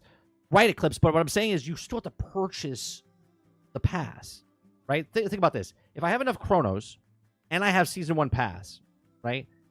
I have enough to complete this pass, and I have enough chronos to complete the next pass. How does that hurt the company in any way, shape, or form? That just gives goodwill. You're like, yeah, I play the game so much that I've completed the first season pass, and now I'm working on the second season pass, and I'm completing the second season pass, and I'm done. They made $20 off of me, right? $20 off of me. Plus, because I'm enjoying the game so much, maybe I purchase another $20 skin. So they made $40 off of me.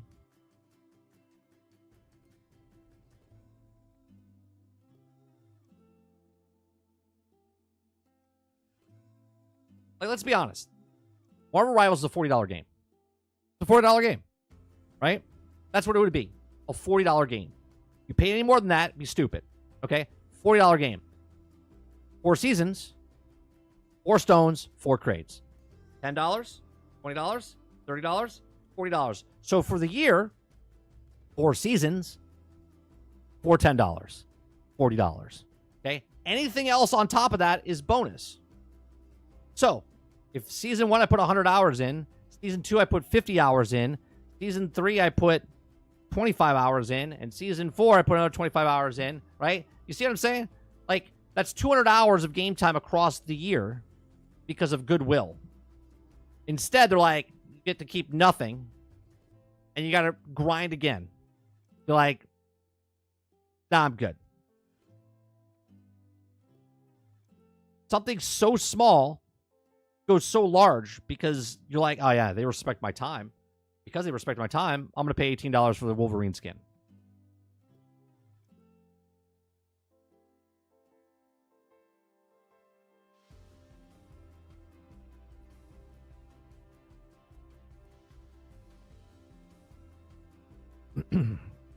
Kuda Papa says, companies don't always think through the process. It's kind of sad. Now they just think of the money.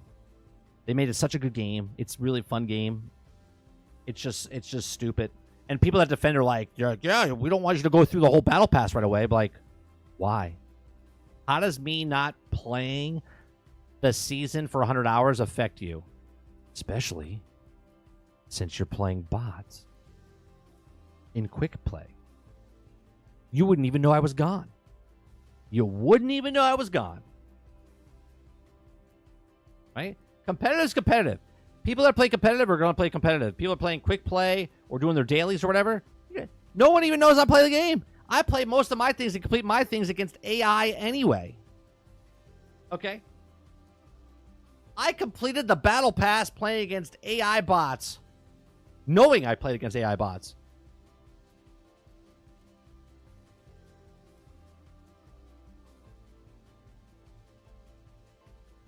Says, Altern, I understand that kids want to have fun. Me too. But at some point, you have to understand that money and the psychological manipulation that's going on. Make a game, sell a game.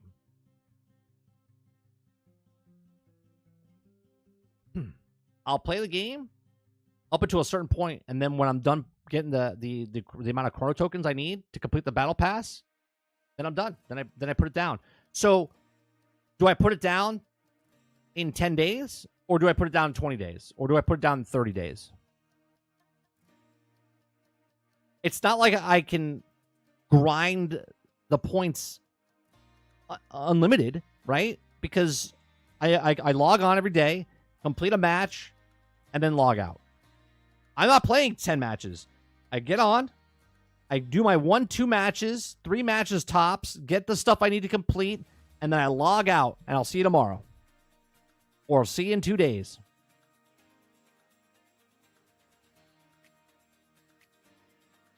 Speaking of seeing you tomorrow. All right, it's 1 o'clock. We're done for today. I do appreciate you very much. We'll be back tonight for some Indiana Jones and the Great Circle. We'll continue playing that. That'll be at 8 p.m. tonight. Then we'll be back tomorrow morning for the Daily Grind for the last show of the year. And then we will not have a show tomorrow evening, because it's Christmas Eve. It's New Year's Eve. Then back on New Year's Day, we'll have a show on New Year's Day, and then we'll have January 2nd as well. Appreciate it very much, and I'll see you guys on the next one. Please make sure you share, like, subscribe, and I'll see you guys in the next one. Peace.